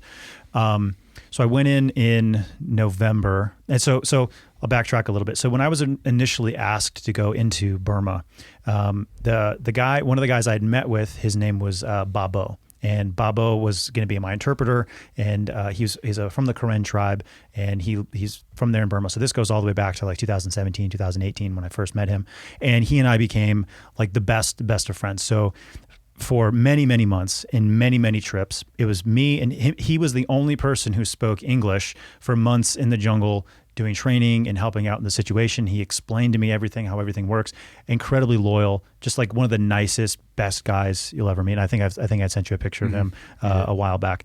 So on this particular trip, we went into Burma as we normally would. I met up with him, as he's our interpreter for the team, and we also have a second interpreter as well. I won't say his name because he's still active with us. And so my first trip in, or my at the beginning of my trip in November, basically I needed to go get a lay of the land. So in 2021, there was a coup. The Burma army already sort of controlled the country anyway, but they had been making under President Obama's presidency, they'd been making sort of fake overtures toward democracy, so that way that the world would basically relieve some of the sanctions on the Burma army. Because people who don't understand what's going on in Burma, which is a complicated, weird situation, basically the Burma army, the central government itself, the army itself is the government. So it's like, imagine General Mattos and General Petraeus, whatever, they take the Marines and the army, and they are now the government. So you get rid of Congress, you get rid of everything, and they are the law. So you don't have a president, you have a general. And so that's how Burma has been for decades. Well, again, when Obama was president, they had started making some sort of fake gestures towards democracy, and it was all sort of a farce, but to get sanctions relieved. And then once, after COVID happened and everything, and of course that messed with their country and everything as well, they basically in 2021 just got rid of any semblance of democracy, and so they're referring to it as a coup, but it really wasn't a coup. They were already in power. But the thing that was different about this particular coup was, before, the Burma army had been oppressing all of the ethnic minority groups in the outskirts of the country that is of the territory of Burma, so they could control it, and they do all kinds of stuff, trafficking drugs, and they want to control the ethnic populations, power for power's sake, all that kind of stuff. And so with that complete loss of respect for these ethnic minorities, rape, murder, genocide on industrial scale is going on, and everything. So anyway, the situation was very much different again, and I had been out of there for a little while because of my back injuries and stuff, and I was aware of the situation, and I had sent other teams in without me, and this was my first time back in. And so when in a while, and so when I went back in, basically I spent the first month or so scouting out what was going on, and you have to walk everywhere. So I spent the first month walking and seeing all of the different bad guy positions. So when I first get into the country, I have to go meet with the tribal leaders. So I go meet with the tribal leaders, the democratically elected leaders of the tribe, and then I have to, and sort of like the governors of those areas, and then I have to go meet with the military leaders there who are underneath the democratically elected tribal leaders. So a very similar system to ours under the Karen tribe, who I work with. So I spent time working, basically doing a whole bunch of meetings with these guys, and we were planning on bringing in a bunch of humanitarian aid and doing more medical training, and also too, I wanted to see like what the situation was there and how we could improve our previous services. Like, hey, the situation is different. Let's adapt. Let's get even better and more services in here and see what we can do. So during that first week when I was in there, so we're dealing with a very, very remote area. So there's a handful of dirt roads and there's like a handful of people who actually own trucks, and like we're one of those handfuls of people that owns a truck. And so we're driving along one day, going from village to village in some of these meetings, and we were asked over the radio, "Hey, there's a lady in this one particular village. She needs to go to the clinic." And so deep in the jungle, in this particular area of Burma where we work, there's another NGO. They set up a jungle clinic, and I mean like in a tent, the size of this studio here. Which is probably 25 by 12 maybe. Yeah, so not huge. They're doing like highly complex surgeries. They're doing C-sections. They're doing all kinds. Like all kinds of stuff. So, and it's all doctors from Burma who have like people who are from the city who are fully trained, and they've gone to basically join the resistance.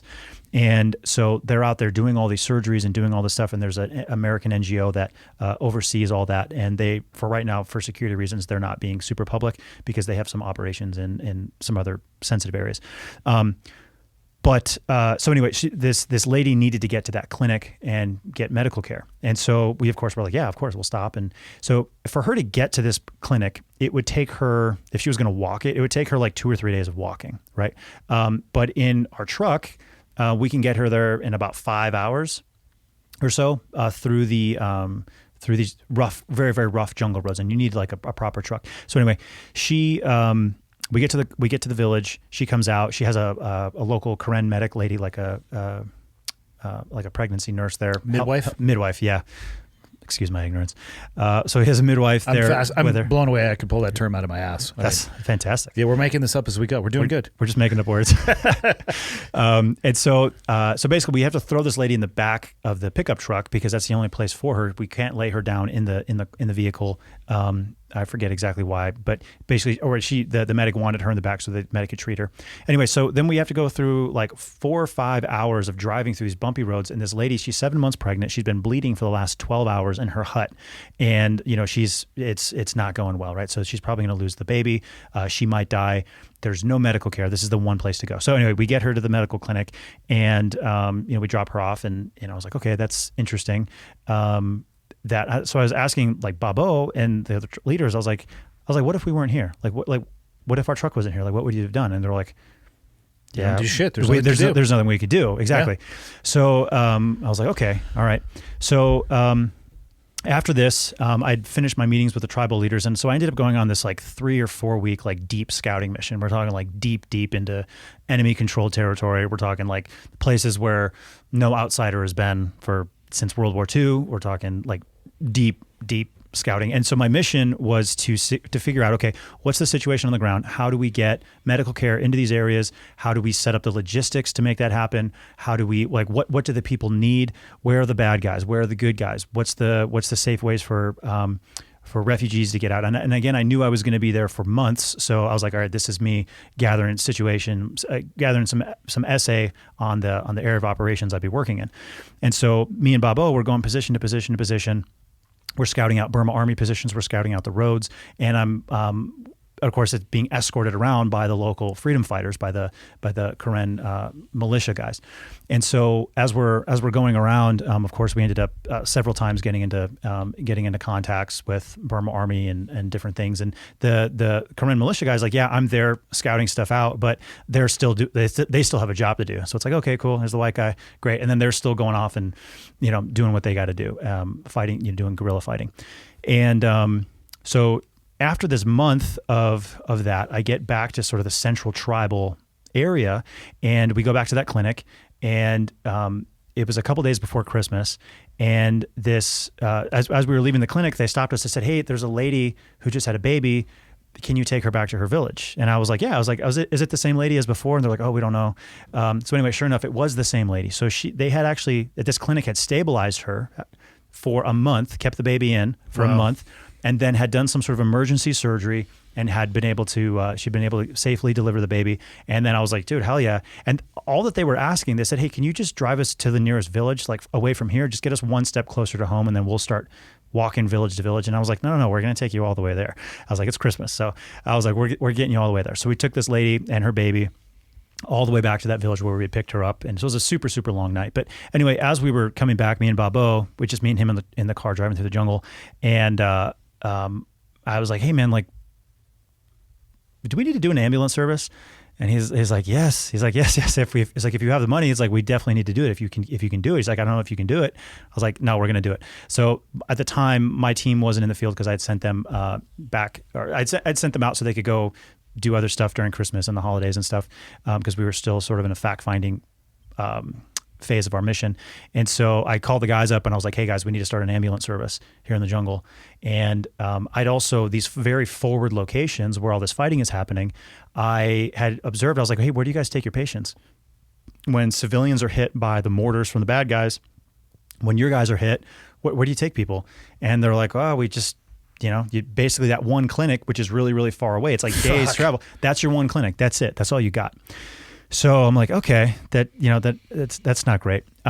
So I was like, all right, we need to set up this ambulance service. So I called the guys. I was like, hey, this is what we're going to do. And they were like, they're just stellar. Jason in particular, he's one of the guys who set this whole thing up. He's a former, he'd been in the Rangers and he'd done a bunch of contracting and stuff. He's a like world-class skier, just like one of the best human beings you'll ever meet. Super humble, super quiet, but incredibly competent, and just one of those guys where you're like, hey man, can you figure this out? And he'll always figure it out, and you can send him anywhere in the world, and he's like happy to do it and just loves figuring all this stuff out. So I was like, hey man, can you set up ambulances here in the jungle? Because can you figure out how to do this? And he was like, yep. And I was like, I just need to make sure we have the money. And I was like, yep, there's no issue there. We got plenty of support from our supporters. I was like, we've got this budgeted out, get it done. And so anyway, so they started working on that project and getting it all done. So while those guys were preparing supplies and everything to bring in these medical stuff, basically I went back out to one of these forward locations, me and Bobo. We went back out to one of these forward locations where there's a bunch of fighting and stuff going on. And when I got out there, I can't go into too much detail, but basically there was this big fight was about to happen between the Burma army and the militia guys who were protecting their villages. And they knew that there was a particular outpost of bad guys, of Burma army, and they knew that there was like a supply convoy coming through soon. And so they were like, yeah, we don't want you guys coming into our territory. This is, a big deal. So there was this big battle that happened. And so as it was happening, I was there, of course, to support, to give medical support and all that stuff. So it was, 0 dark 30, right? It was like 5 a.m. and this big battle erupts in the middle of the jungle, and we're in these villages, and it's think we talk about Tropic Thunder. Think Tropic Thunder, and all those scenes. Think Apocalypse Now, all those Platoon. Like that's visually what it looks like in those situations. So yeah, we're not talking about like high end first world country night vision goggle battles. No, none of that. Fuck. Yeah, so it's just tracer fire and just everything's going off. So the good guys they attack the enemy position, who's of these guys who are coming through their territory. And so where I was at, I was located with one of the medics. They had 2 medics with them, and they split them up into 2 different positions. And I was with one of the medics. And I talked with some of the medics. And one of the things that we do at Stronghold is we do medical training. Again, the TCCC thing. And I was asking this guy questions, and it just seemed like he wasn't, he was like trained for sort of a clinical scenario, and this was his first time. He'd never treated anybody before, and I'm like, yeah, if anybody gets hit like this guy's, he's not ready. He's just not ready. So I was there. So we're in this what was supposed to be a relatively safe position that wasn't involved in the direct fight that was going on. We're sort of there to respond, and so the way the attack happened, long story short, there was confusion. The Burma army thought that the attack was coming from basically the direction where I was at, where me and like a handful of other guys were at. And so they started dumping all of their fire at us. And so we're laying on the ground.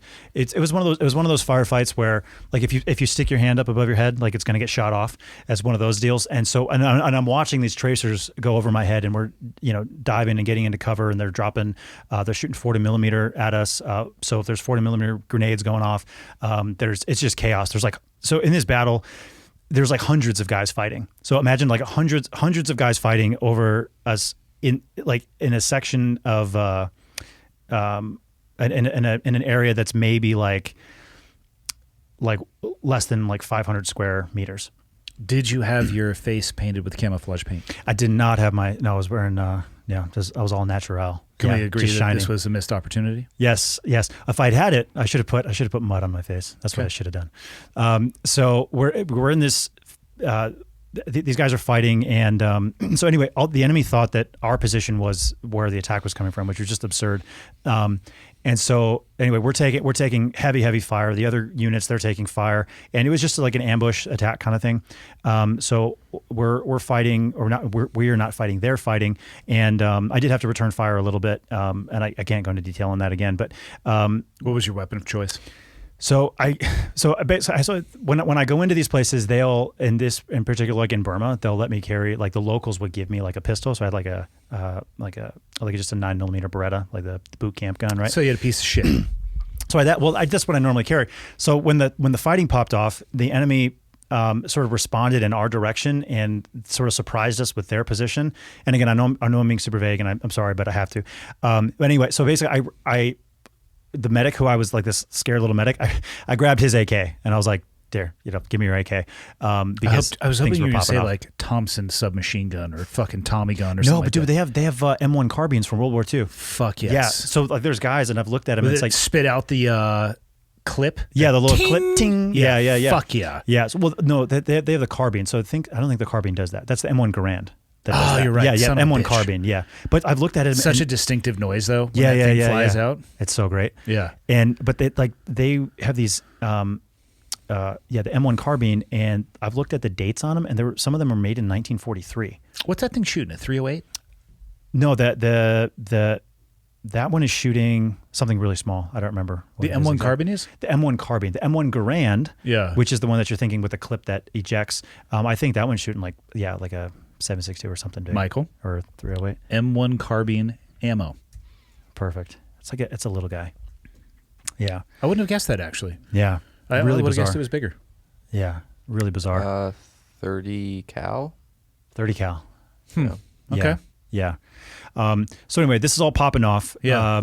All this stuff's going on, and of course, this is pitch dark in the fog. It was the most. And I've been in a few shootouts in my day, and in Iraq was crazy with ISIS and just the urban fighting in there and stuff. This was like the most concentrated, insane amount of violence I'd seen in such a small area. It was incredibly, incredibly violent.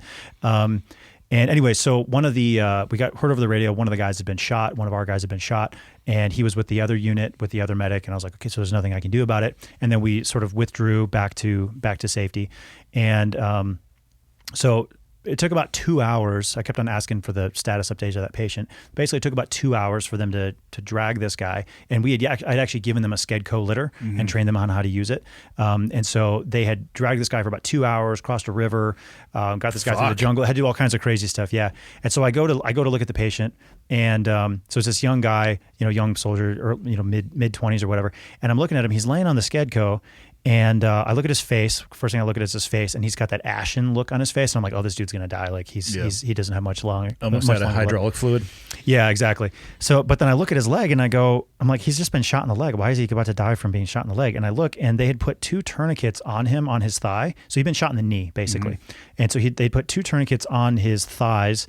But they were like bandana tourniquets, so they're not actual real tourniquets, and they were using like sticks as windlasses to tighten the tourniquet down. And I was like, oh, no.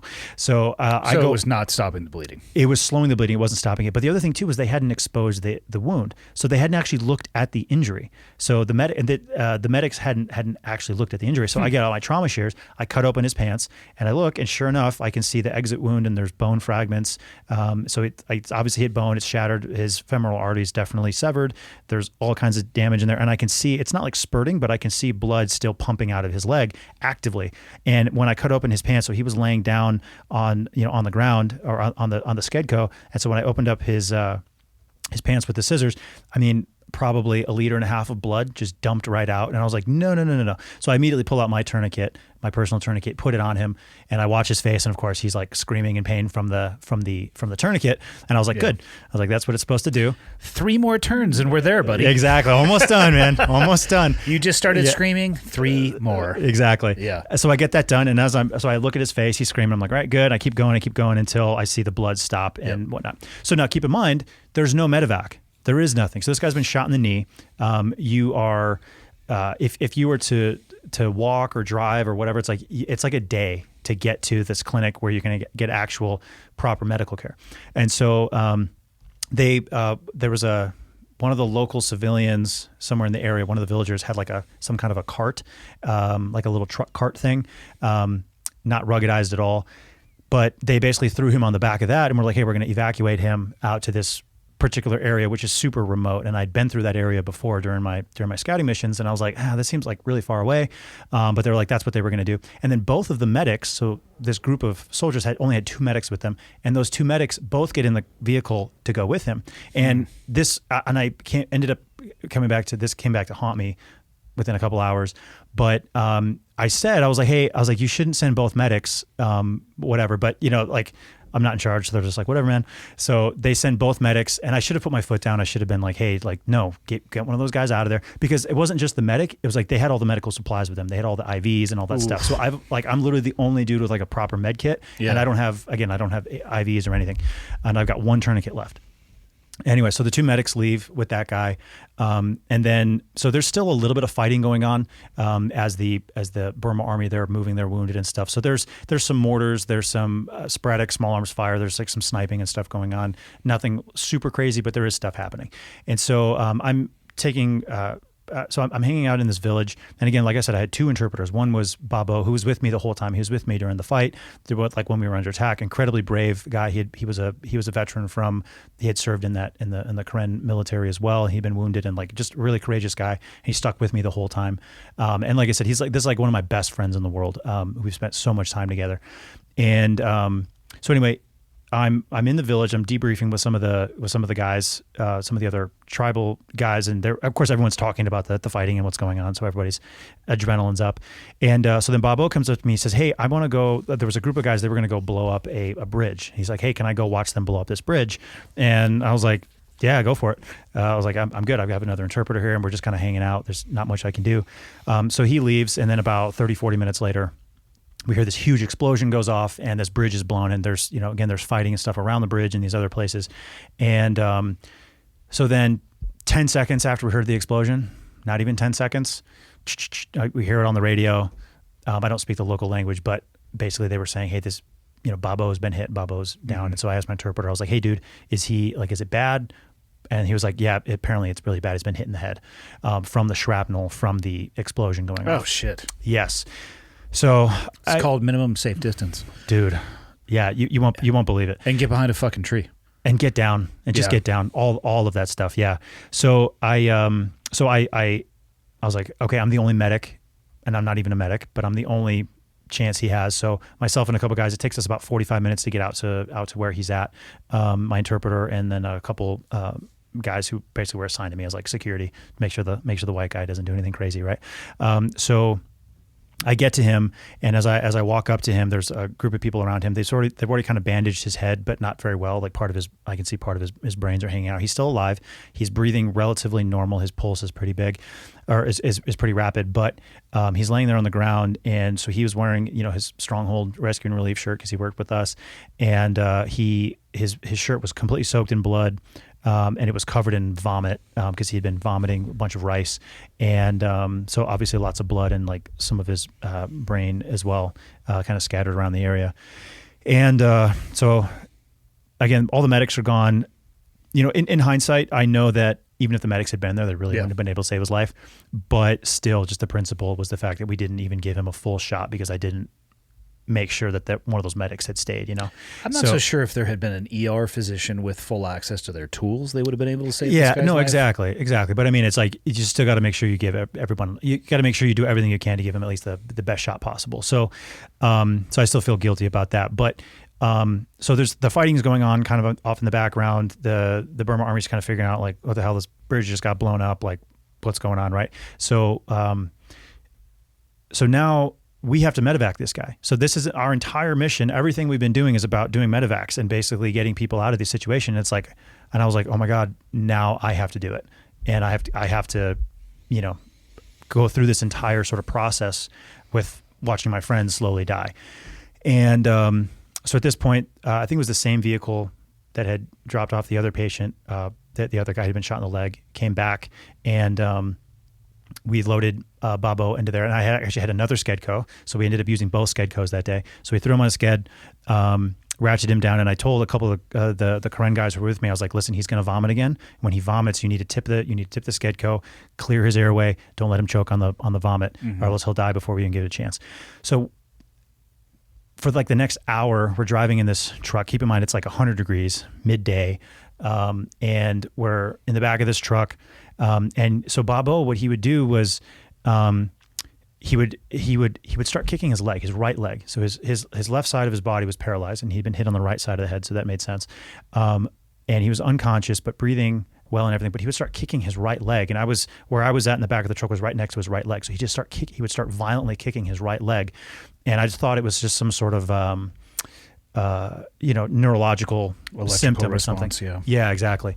And so he would do that, but then he would kick like that, and then we would start to see him gag. So we'd tip him over and he would vomit in the back of this truck, and then we'd put him back down and we'd go for a little while. And myself and the other guys, the three other Karen guys who I was with, were just looking at each other.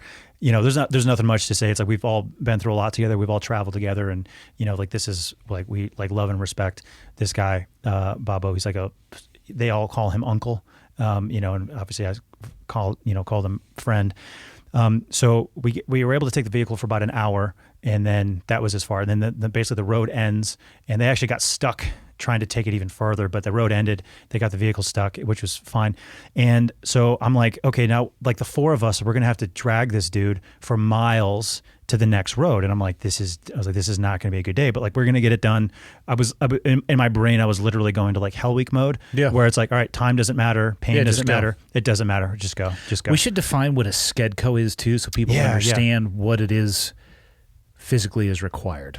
Yeah, so a Skedco is basically a large piece of plastic that's that basically you can make it into a litter, and so there's handles and stuff. There's cloth handles and stuff built into it. And what's great about this litter is because it's plastic, it's like very, very hard plastic. You can roll it up and you can take it with you on combat operations. So you don't have to carry these big, bulky stretchers. You can actually carry. Yeah, perfect. There we go. Notice the extreme level of cushioning in it as well for the patient. Yeah, so it's literally just for those of you who are on the audio only, it's fucking plastic. Yeah, it's a piece of feels like this table. Yeah, you're gonna feel everything as you're getting. If you dragged go over a the pebble, ground. you're gonna feel the pebble. Yes, and it's the plastic. It does slide well, but son of a bitch, man! Even on the training exercises where you get thrown in one of these things, yeah, it not a good sucks. Time. Yep. Imagine having a fucking opened head wound. Yeah, dude. Exactly. You have an open head wound, and so we had to like go through miles, and we knew we were gonna have to cross miles. So, the tribe that I'm helping, the Karen tribe, they're like these very kind, gentle, wonderful people. I call them hobbits. They're just like the hobbits from Lord of the Rings. Super racist, but okay. Just imagine Asian hobbits with rifles trying to protect their village. Double racist now. Yeah. You called them Asian hobbits. It's just like culturally appropriation, all of that racism. stuff. I'm not even sure what ism. Gandalf's would be really, really angry with me. A lot of isms. Yeah, a lot of isms. But just like the sweetest, kindest people. So anyway, we get to where the road ends, and the villagers had heard that Babo had been injured. And so I counted it. There were 26 men from the village stopped what they were doing and came out there to help carry. And so I was like almost in tears. I was like, oh my God, like, thank you guys. Like, thank you so much.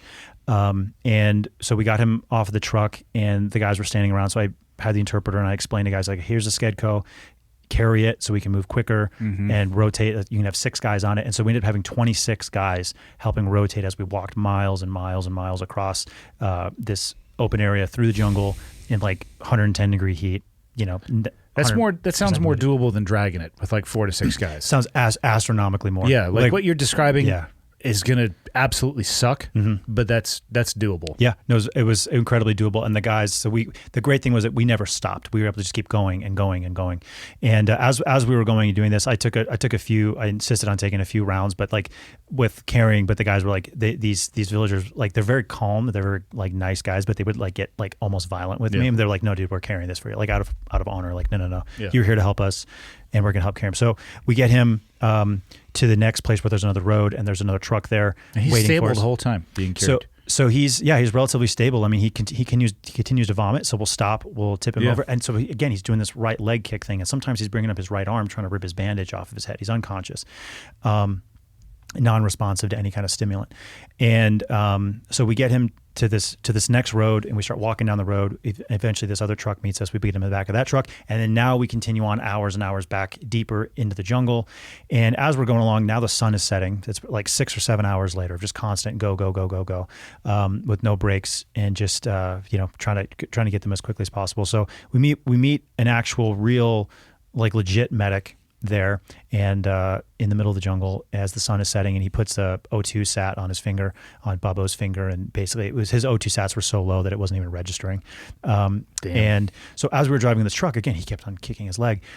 And as we went deeper and deeper into the jungle, I was resigning myself to the fact. I was like, oh, he's not going to make it. Like, up until that point, I'd kind of been in denial. I was like, oh, maybe he'll make it, but at this point I knew it wasn't going to happen. So he would kick his leg, and the horrible part of the story, like the worst part, is I eventually realized, so he would kick his leg violently, and at one point I just reached out and grabbed his leg and just rubbed his leg, just to like rubbed his shin, and was like, hey man, it's okay, just trying to comfort him a little bit. When I did that, he stopped kicking, and I didn't think anything of it at the moment. And then a couple minutes later, he started kicking violently again, and I rubbed his leg. And as soon as I would rub his leg and talk to him, he would stop kicking, and he would stop trying to rip the bandage off his head. Mm-hmm. So I don't know exactly what that means, and I spoke with a doctor about it later. I was like, so there was he was still conscious in some sort of way, and was like paralyzed, but like knew what was going on and could clearly feel what was going on. He could feel the pain in his head because he was trying to rip his bandage off. And every time I rubbed his leg, he would stop kicking. So anyway, I'm watching like my best friend slowly die, and we get to this medic, and I talk with him, and basically I said, what's the chances that he'll survive? And he said, there's a 20% chance that he'll survive just the night. He's like, he's not going to make it. And, so at that point I'd been, trying to keep myself together. Mm-hmm. At that point I knew I had to say, so at that point I had to make a decision. My decision was, do I continue on with Babo all the way to the clinic, or do I go back to the guys who have no medic now? The fighting is going to continue on, and they have nobody there. And so I made the decision. I told the guys I was like, hey, we're going back. We're going to go back and provide medical support to these dudes because they have no one, and the medics are gone. And obviously there's a chance we're going to take more casualties. So at that point I knew Babo was going to die. And so I just held his feet, and I just wept and said goodbye to him. And then we hopped in a truck, me and the other Karen guys, and then we repeated the entire trip that we had just done. We repeated it in the dark all the way back to this frontline area. And the village I was staying in, I got maybe 2 hours of sleep that night, maybe not even. And the next morning I got up, and as soon as I walked out of this hut, they looked at me and said, hey, Babo just passed away 20 minutes ago. And they'd heard that through the radio relays and stuff. So I immediately, I knew that was going to happen. So I immediately started telling, basically having messages dispersed to his family. I know his wife, and other people who know him very well. I started basically dispatching messages to them. And then that's when things got crazy. So I was sitting there dispatching messages, and I heard this pop noise. And to me, it sounded like a distant, just single rifle shot. I was like, oh, there's like a sniper somewhere in the distance or something. And then the other part of me was like, no, dude, that sounds like a mortar. I was like, no, there's no way that's a mortar, because like the bad guys aren't here. Well, as soon as the thought was out of my head, boom, mortar goes off in the village. And I'm like, oh, that's not good. So I look at the other guys, and then boom, boom, boom. Mortars just started dropping, and 40 millimeter grenades started exploding in this village that we were in. And then rifle fire started kicking off from the direction where we knew the bad guys were. They were counterattacking. They were coming in force to clear the village. And at this point, like all the civilians were gone because of the fighting and stuff the day before. So I run back to my tent, I run back to my hut. I start packing up all my gear and everything. We don't have the ability to resist them at this point. Like it's very strange. Like I said, I've been in a lot of different situations, and especially being in the U.S. military, I was never in a situation where I was like, oh, dude, we might lose. But this was like in a situation where, like, oh, we lost, checkmate, game over. We have to get out of here. And so I pack up my gear, my backpack and everything. I actually was able to grab a rifle just in case, I needed to use it. And so the crescendo of incoming fire doubled and tripled, and the amount of small arms fire at the edge of the village doubled and tripled as well as the Burma army was advancing, and they're sort of assaulting into our village. And so things were blown up everywhere. The local commander who I was with, he came up to me and said, "Hey, somebody's been shot. Like, one of our guys has been shot up at the front, and another guy's been killed." And so he showed me a picture of the guy who had just been killed, and because he had been up there and had taken a photo of the guy, and it was one of the guys who had been in my squad the day before when the fighting had happened, and we were, when I was with the medical team and all that stuff. He had taken a round right through the forehead, and obviously had been killed instantly. Like, 26 years old, guy had been a school teacher before the coup and had joined to try to reestablish democracy in his country, right, and defend his people. And so this was the first time in my life where I experienced this true fear and like understanding of there's no resisting the onslaught of what's happening. You can resist a little bit, but it's going to do you no good. So you have to get out of there. And so mortars are coming in, machine guns are going off, all that fire is coming in heavy. I see the local guys there. I can see the panic in their eyes because they've been in these kind of situations before. They're like, "Oh, this is not good." So we end up having to evacuate out of the village. We fall back through the village. I was never able to see that one particular patient. I went to the back of the village and was like, "Hey, I'm going to set up a CCP here. Bring me the patients." But they were like, "No, dude, like, we're leaving the village. We'll get the patient out somewhere else. Like, we need to get the hell out of here." So we started withdrawing out of the village as these mortars and stuff are coming in.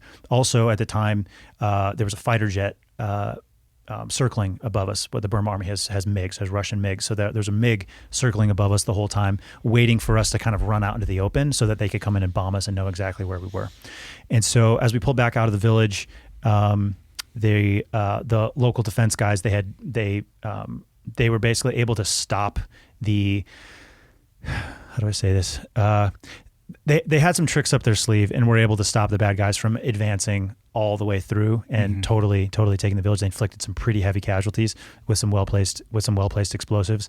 And the Burma army only took basically half of the village, and eventually, like a day or two later, retreated out of the village. But so what was weird, well, that was weird, but later on I had time to be introspective and think about it all. Basically, like 2 days later, I was back at the central location for this tribe, the tribal headquarters, and they were doing a funeral for Babo and all that. And so I finally was able to get some sleep and kind of think through everything. And what I realized was, like, that fear I was feeling of being in this village and this horrible onslaught of this army coming through to crush you, and there's nothing you can really do to resist it unless you get lucky, which we kind of did. It's like, I was thinking about, like, there's women and kids and these guys and these old villagers, and some of the villagers who lived in that village, like, they would come and like bring us food and stuff. And they're like, "Oh, there's a white man here in the village." So they'd come and like randomly bring me fruit and stuff. And because they just wanted to be nice to me. And so I experienced a little bit of what they experienced. And I'd experienced the horrible lack of medical care for evacuations and for when there's these situations. And I was like, man, like, it was just a reaffirmation of, or an affirmation of, like, hey, this is why I'm here. This is what I'm here to do. This is why I'm supposed to be here. And so we pulled back out of the village, and I was able to get to safety. Nobody else was killed. None of the good guys, no more of the good guys were killed on that particular day. So that was good. And then a couple days later, they did a military funeral for Babo, which was awful. His wife was there and everything. And then the good part of the story, though, is that the other guys were coming in. The other guys from the team, they were going to be coming in soon. And so they showed up soon with trucks and oxygen tanks and all of these things, and a full like med loadout in the back of these off-road trucks and everything, and like beds in them. And they did an incredible job, and they figured out how to get it done, and they got it done. And so I was. You're talking about the jungle ambulances. I'm talking about the Stronghold jungle ambulances. Yeah, the ones that we had just basically built out of nothing.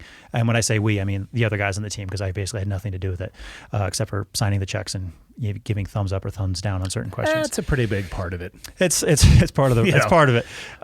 One requires the other. One does require the other. Yeah, and so it was great to see those guys, and we started working on the ambulance. So we finally had the ambulances ready to go, and they were like, "Hey, the first ambulance is good to go. The second ambulance was not yet. We were waiting for some supplies and stuff. But these guys were able to figure out how to get like O2 tanks, like full blown O2 tanks in there, like strapped in the back of it, all safely and all this. And it was just, they did an incredible job, and advanced life support stuff in there. And so the first ambulance was ready, and they're like, hey man, we're good to go with the first ambulance. So on that same day, just so happened that one of the American volunteers at this clinic that we were working at, where we were basing out of with these ambulances, he just nonchalantly mentioned, he's like, oh yeah, this some wounded soldier just got brought in. Some guy had been shot in the leg. And keep in mind, this is 3 weeks later. This is 3 weeks after that battle. So I thought, oh, that's interesting. Like, where was he hit? And he's like, oh, I don't know. And I was like, okay. So I went down to check on this wounded soldier, and I walk into this hut, like a hut where the patients are laid out. And it's the same guy who I put a tourniquet on 3 weeks earlier. And he's sitting there, pale and emaciated and obviously in a lot of pain. And I was like, oh my goodness. And so the doctors and everybody, he had just been brought in like an hour prior to that. So the doctors were doing initial assessments on him and were checking everything out. And so I went and I was like, oh yeah, I know this guy. And so I spoke with them about what had happened, and I explained to them all the stuff. And they were like, yeah, basically he's going to lose his leg. And they had to get him evacuated out of the country to the International Red Cross to take care of him, because they don't have they can't do amputations and things like that in that particular situation. So full circle, this guy who needed evacuated out of the country, who was very unstable, needed a medic to be going with him. He was the very first patient who we transported in our ambulances. He was the very first patient. This guy who I had treated 3 weeks earlier and transported him and got him to the International Red Cross. And I believe he's fine now. They had amputated his leg, but he's okay. And so it was this obviously very strange sort of full circle how it all ended up happening.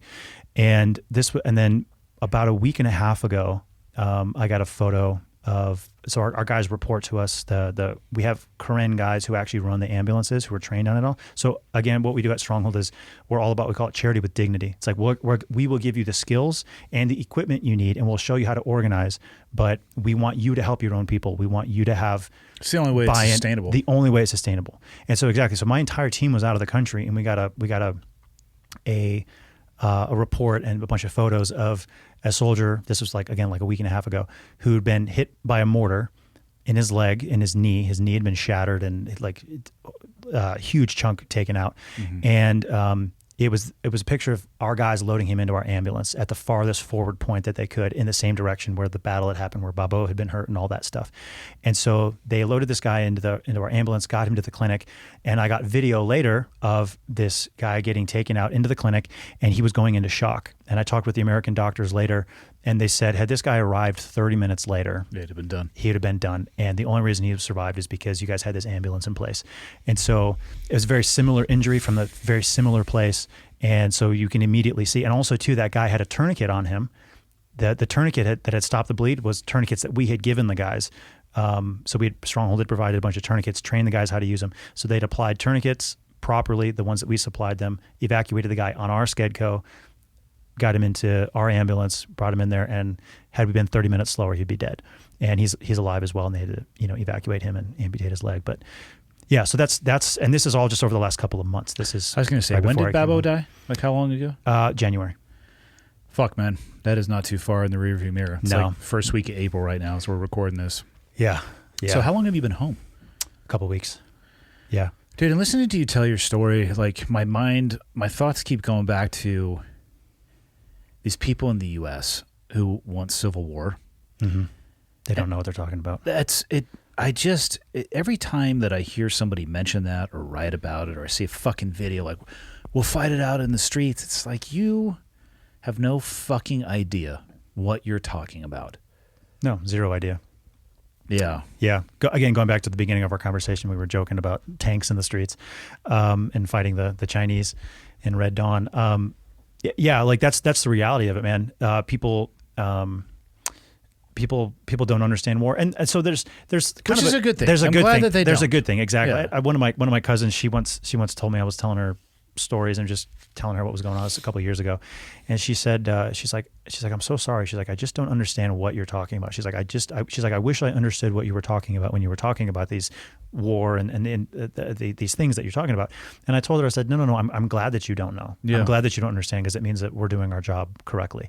And so again, with our mission with Stronghold is the thing is, like, here in America, it's like you have JSOC and the entire U.S. military to protect you and come get you if something goes wrong. These other people, they have nobody. They have nobody to come help them. They don't have Rangers and SEALs and anybody to come help them. They don't have medical care. They don't even have a truck to pick them up when their pregnant wife is bleeding out in their hut. They have nothing. And so, our mission there is to fill that gap, is to use the skills that we have and to organize and to go there and to help these people. And it's what's also not cool about it. It's sad, but it's a good thing about it is when we go into these situations, because there's nothing there, you can have this massive impact with the most basic, with the most basic sort of intervention, right? Yeah. Basic training, a basic ambulance, and it's like we've transported. The ambulances have been running for, I think it was like February 1st or something, right? Something around that time was the time we had transported that wounded soldier or something like that. Anyway, point is, it's only been a couple of months, and we've already transported hundreds of patients, with our 2 ambulances. We have 2, and here actually next week I'm going back. So I'm basically only here in the U.S. to come on the podcast and a couple other podcasts and things like that. Otherwise, I'd still be over there. And I'm going back, and we're putting in a 3rd ambulance, and we're putting in a boat ambulance as well. Oh, interesting. Yeah, so that'll be another interesting project as well. And we're also building a road that is connecting some of the other roads, so that way our ambulances can quickly get to different people. There was a guy, a civilian last week. He was hit by shrapnel from the Burma army bombing his village, and a 70-year-old man. And so the road we're building is going directly to where the bombing had happened, and near that area. And luckily he survived long enough. They were able to carry him out. He got to our ambulances, and unfortunately he died like a week later. But we got him to the hospital. We were able to evacuate him. But there's so much more that needs to get done, and we're going to continue to do that. But yeah, so like I said, I'll be back there in like a week. What are you looking at from an organization beyond Burma? So right now I'm trying to be wise with how we do what we do. I want to make sure that every project that we do has the most like impact that we can have, right? So there's a lot of people that want our help. There's a lot of people that ask for our help, and we do plan on helping more and more people in more and more locations. Right now, we obviously have a huge open door in Burma, and we're already at max capacity as far as our management capability. I literally just hired somebody. Yesterday was technically her first day. Yesterday was technically her first day to help with manage operations and help manage all of the back end stuff. So like we're growing, and the complexity of the work that we're doing is growing. And so there's I don't want to. Well, that's a long way of saying I don't want to expand too fast and go to 15 different places, because now we're not really serving anybody. So right now we're going to double and triple down on Burma, and then we're also going to start doubling and tripling down on our efforts in Africa, working with the anti-poaching rangers, and see where that goes. Because I know there's a lot of different, even just during the 2 weeks that we were there, people got wind, like, hey, there's competent Americans out here who aren't running around with guns, who are coming with free medical stuff and are willing to go in the field and, don't care, are willing to go, get chased by rhinos and they'll do this stuff. And they're like, fuck that, by the way. Yeah, absolutely. That was, So anyway, there's lots of groups that want our help already in Africa. Yeah, funny thing with the rhino thing, as we were walking in, that was exactly my thought the whole time. As I'm walking behind the South African tracker, we're walking through the bush, and I'm just like, dude, if I get killed by a freaking rhino, my mom is going to be so mad. Like, I'm going to be so mad. Yeah. I'll make fun of you. Dude, also, don't pet a hippopotamus. Okay. They're fucking savage. Yeah. This is what here. Oh yeah. At the river, when we were in Africa, right there at the river that we were sleeping next to. So maybe 50 meters from the edge, we were sleeping maybe 50 meters from the edge of the river in like our tents. Yeah. And there was like a whole family of hippopotamuses or hippopotami, whatever. Dude, they'll eat your face. And giant crocodiles. Yeah. The crocodiles will eat your face too. Hippos, people think are like the white rhino, like right. They fuck shit up. Yeah, they'll attack your boats. They murk people every year. That's what they say. Like that's the biggest killer is the hippos, because they'll be under the water, and so villagers will be out fishing or just doing whatever, and then this hippo will come up out of nowhere and just just smoke people for no reason. My buddy AG owns Toehold, and he gets leathers ethically sourced. A lot of the times he's working with organizations in Africa. He got a hold of a hide of a hippo that murdered somebody and made a purse out of it. No kidding. Fucking murder hippo purse. Wow. That's what I'm talking about. Did he sell it or how did? Oh, fuck yeah, Like, he what do you sold even do it. with that? Yeah, like who's? I'd buy how much that did he shit. Sell it. Put that here on the table, part of your display. Yeah. I mean, not that you would. I mean, I'm not going to judge if you carry a purse, not to your face, by the way. Yeah. But if you had a choice, if you were going to carry a purse, If I and you was had a gonna carry a choice purse. between non-murder hippo purse and murder hippo purse, what are you going with? I'm going with the murder hippo purse. Fuck yes. For sure. Every time. Probably bulletproof, kind of tactical, a little bit. It just has a maybe, story. Maybe stab proof. I like accessory pieces that have a story of their own. Yeah. So And you that can, does. and that helps tell part of your story and what matters to you. Yeah, Yeah. exactly. Very, very artistic. How old do you know? I'm 30. I'm 30 years old now. Yeah. You have any aspirations for wife, kids? Oh yeah, absolutely. I do. Okay. Yeah, I definitely look forward to that. Your current down the road. lifestyle is going to be prohibitive for a lot of those things. I'm curious how long do you think you'll be the guy in the field? My plan right now is to get Stronghold set up to maybe 5 or 6 years from now be able to, over time, slowly kind of be able to put people in strategic positions, and that way I don't have to always be the guy in the field. I've been shot at enough. I'm done. I'm over it. But I know I have to continue to go into these positions to help people, and because it's the work that has to get done. And the more that Stronghold grows, the more supporters we have, the more that we're able to do this. The more veterans I can hire, the more guys I can bring in, give them good jobs that are using their skills out there, helping people. And then the more I can kind of backtrack a little bit, or not backtrack a little bit, but focus more on being home and being more settled and being able to have a family and all that. Because I definitely do want that. Like, I love kids and would love to have a family and all that. You're at a phase of your life. Everybody goes through that phase of life too, I think. I think some people make the mistake of trying to do both at the same time, which is not impossible. Mm-hmm. Or you're talking about being in the field and then also having a family. It's Well, you see it in our old occupation too. You know, people who they have two marriages. They're married to the job, and then they have a wife that they're married to as well, and a family that they check in with from time to time. Some people manage it better than others, but I think, could you do both at the same time? Yeah, I don't know much. Possible. Yeah.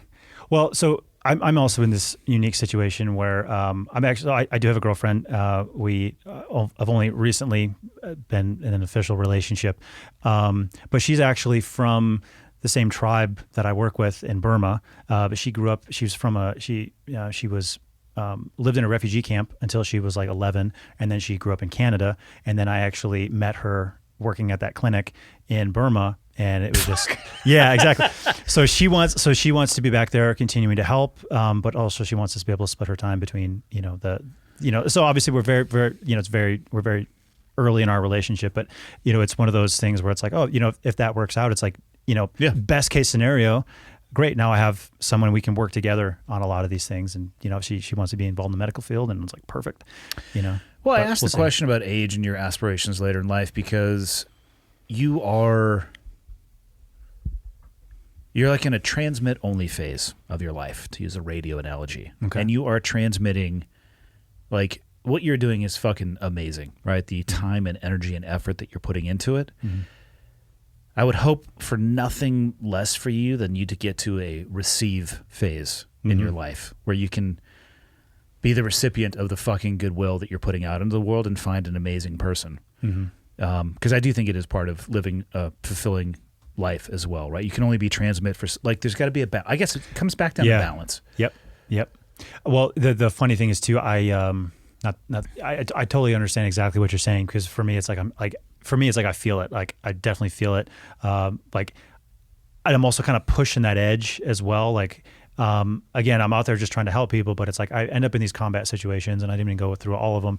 And I end up in these situations where it's like I'm watching my friends die, and I'm watching this stuff happen, and it's continuing on, and it's only going to continue on.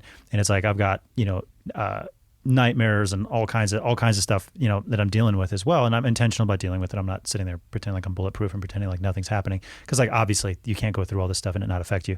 You can if you're a sociopath. Yeah, you can if you're a sociopath. That is not me, a medical sociopath. Yeah.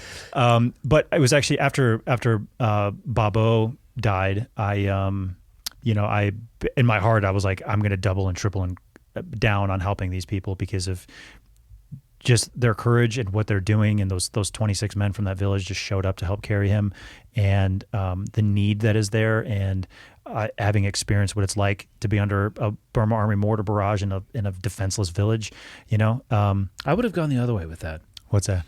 Oh, I've been like, I'm going to get the heck out of here. No, I'm going to go murder all those motherfuckers. Well, see, I would love to, but I also know I'm not Rambo. So I'm not Rambo either, but I would try. But you could try. Yeah. Well, I have the sneaking suspicion that I'll be in situations where that opportunity will present itself from time to time, unfortunately. But yeah, you got to be careful of that one too, right? Yeah. All that stuff, you already alluded to it a little bit. I mean, everything that you're doing it's got a fingerprint to it. Mm-hmm. And every time you're in that environment, it's going to leave a little bit of an impression on you. Yeah. And I hope that you're doing everything you can to take care of yourself as well. Because again, you're transmitting, right? You're pushing and helping other people. If you're not careful and you don't keep track of the weight that'll add up an ounce at a time, it might become unbearable at some point. The community of people we come from the suicide rate is insane. Yeah. And I don't think it's necessarily because of the things that we saw.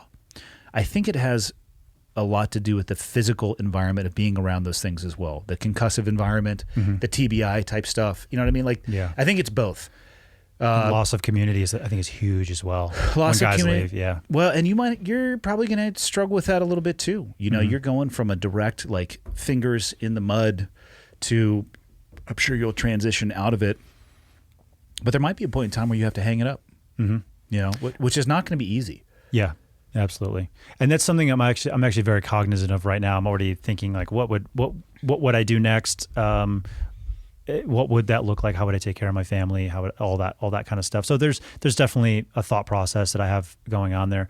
I guess one other thing we could kind of get into as well. I didn't talk about it a ton, but I feel like I should. Now that we're kind of going deep into stuff here, so. During when I injured my back in 2020, I ended up going through a major depressive point. I was never actually suicidal. But so at the time, like Stronghold was like doing okay, and thanks to your audience and Mike Ritland's audience for basically keeping it breathing. But I was so depressed and angry and had a lot of bitterness and anger from Afghanistan, from Iraq, from my time in the teams, just from a lot of different stuff. And I felt very isolated, and I went through a really, really, really bad period. And it manifests itself, and a lot of times guys manifest stuff in addiction. Guys get addicted to different things. And for me, for years, I had actually been addicted to this. It's embarrassing. It's kind of funny. But I basically got addicted to like bread and sweets, which I know sounds like absurd. And it's like, But if you look at them from just a chemical perspective, I mean, sugar, 60% of the United States is fucking obese. Yeah, exactly. Those substances are addictive. Yeah, they are. I think they're not used accidentally either. Right. Shockingly enough, I believe that part of the business model for bread makers is selling more bread. Shocking. I wonder how that works. Yeah. Or, you know what I mean? Like it's... Yeah. But so with that, I ended up going through like a really, really bad phase. So I ended up gaining like, I don't know how much I gained, like 70 pounds or something like absurd. What was your max weight? My max weight was I was at 325 pounds. And right now... Could you see your dick when you were naked? Yes. Because that's too far. That's too far. All right. Or you might have just like a massive hog, right? Yeah. That's probably what it was. That's for the record, that's definitely what it was. Michael's like, what the actual fuck just happened in this conversation? So it's like I was actually up to like 325. And you're probably 170 right now. No. Right now I'm 220. So like the fuck you are. Yeah, I'm 220. All right. Yep. So like I literally went through this journey. Michael, log this down. I'm incredibly bad at guessing what people weigh. Me too, apparently. I would not count you as 220. Yeah, I would guess you were fucking 170. Yeah, no, not even. I mean that as a not even close. compliment. Yeah, no, Yeah, it's like- it's great. yeah. I'll take it. But no, I'm definitely big boned. Like when I was born, I was like almost 11 pounds, and born with 2 broken collarbones and everything because it was such a tight squeeze coming out, and it was so definitely been bigger my entire life. But my point is like I've lost 100 pounds since like. But it got really bad when you injured yourself and were physically limited. Yes, that was it. But then I like mentally it broke me. Like it broke me mentally. I wonder though. So for me, I'm going to use the word mentally unstable, but I also don't want to frame that as me going crazy and painting Like the walls psycho with shit. Yeah, You know what I mean? exactly. Like, Exactly. Like, oh, I'll just take a shit in my hand and draw a Picasso painting. Like that's not what I'm talking about. Yes. Mentally unstable. Most of the time, I'm pretty fucking flatline. Yeah. Pretty much down the center of the road. Mm-hmm.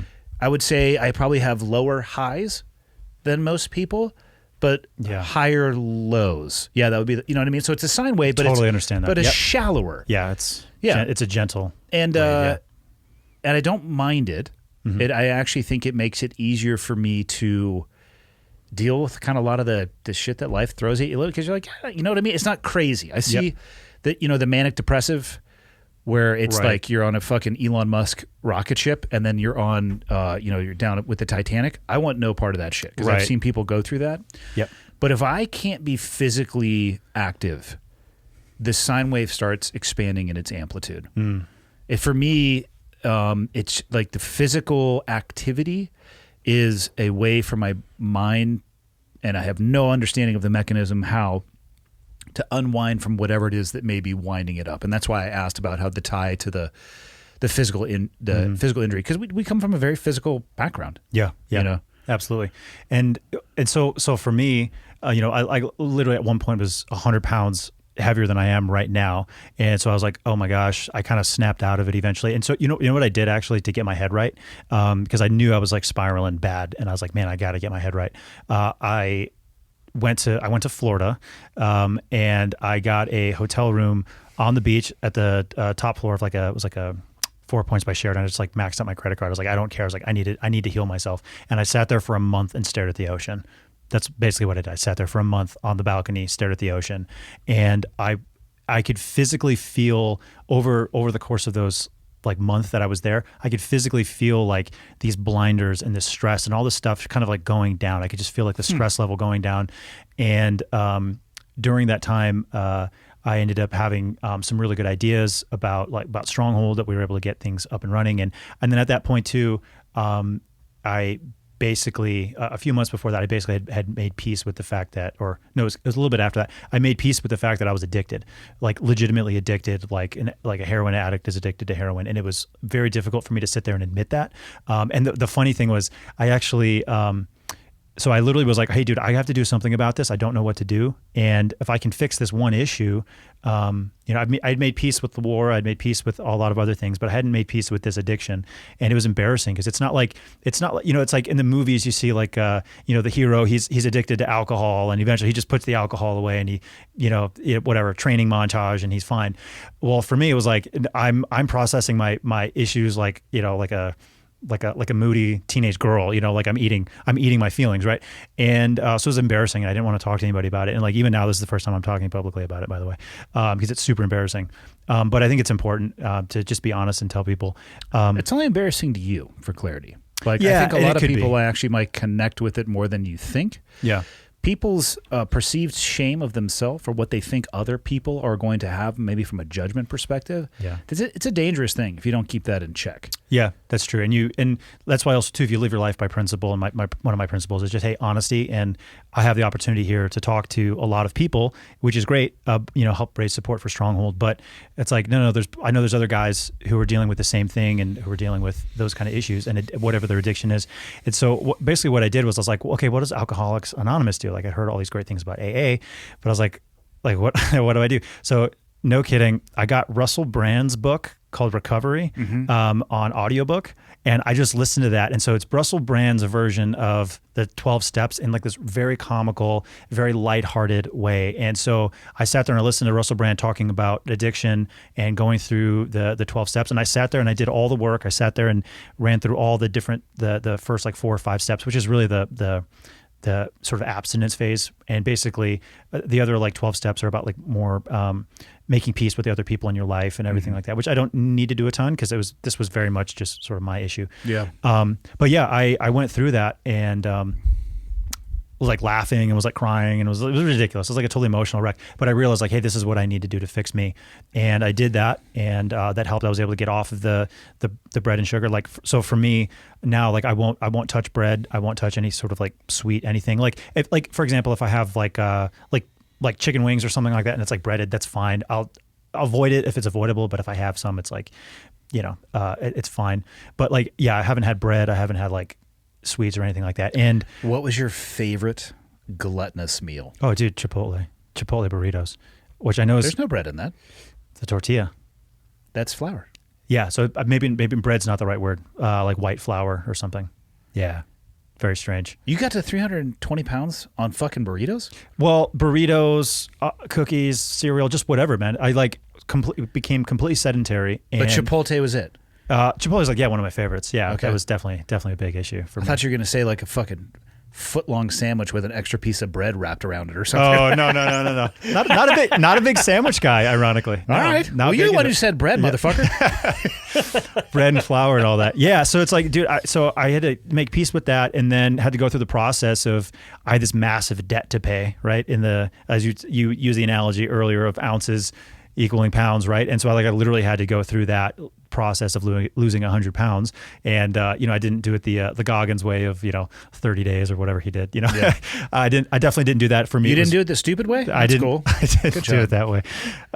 And yeah, so it's like over the course of a time, I was able to get myself to a point where I was losing weight, and then I was able to actually get out in the field and do stuff, and then that helped bring more and more weight off, and it was just this good compounding effect. Did you have any physiological symptoms of addiction when you stopped the food choices or changed the food choices you were making? Kind of, a little bit. So several things. One is I would get extremely, extremely depressed after like eating too much, right? So I'd like binge or whatever. I would get extremely depressed after that. And I think what was going on, and I've like listened to a bunch of podcasts on it and stuff like Human Lab and stuff about dopamine and whatnot. Yeah. So I think as I was going on these binges, I was having these huge dopamine spikes, and then like the dopamine would crash, and I would just be super, super depressed. Because like right after like a binge or eating too much, I would be like euphorically happy, almost to the point of tears. Like, oh my goodness, I'm so happy. It was so weird, right? And then like I would like crash and be like, I want to die, right? Like, Which one of those phases would last longer? the I want to die phase. How long would that last? It could last for usually. I guess it could last up until I like woke up the next day. Sometimes. Fuck you, Chipotle. Yeah. Fucking burritos. Yeah. So I went. Basically started. So on the physiological side, even now, the reason I know, like even now, like no, like I'm full blown addicted. Like I can't touch this stuff because it's not. I was listening to actually Rogan recently. He was talking with somebody about addiction. He was just like, or he was talking about like, he's like, hey man, just be disciplined and he was actually talking with Russell Brand about addiction. He's like, well, why can't you try some of the different drugs and some of the good psychedelics and whatnot? And Russell was like, no, you don't understand. I'm an addict. And like Rogan wasn't understanding that. So it was funny. So for me, it's like, dude, even the thought, like we're sitting here talking about like Chipotle or we're like talking about pizza, like I physically, like my tongue is literally salivating right now. And I know God, that's I wish absurd. I could order a fucking pizza and put it right in front of us. And that's like totally fine. Just Like to you totally emotionally could. savage you. Yeah. You're so sadistic. Just like this is a hell of a podcast episode. Just get addicts sitting here. Just fucking shaking. Yeah. So like physiologically, yeah, that. But They're no bullshit addictive for sure. What is it? The food sources that you're talking about, Dude, the amount absolutely. of sugar, Dude, 100% absolutely. addictive. I think so many people are addicted to it and they don't realize that they're addicted to it. Because again, it took me years to figure out I was addicted to it.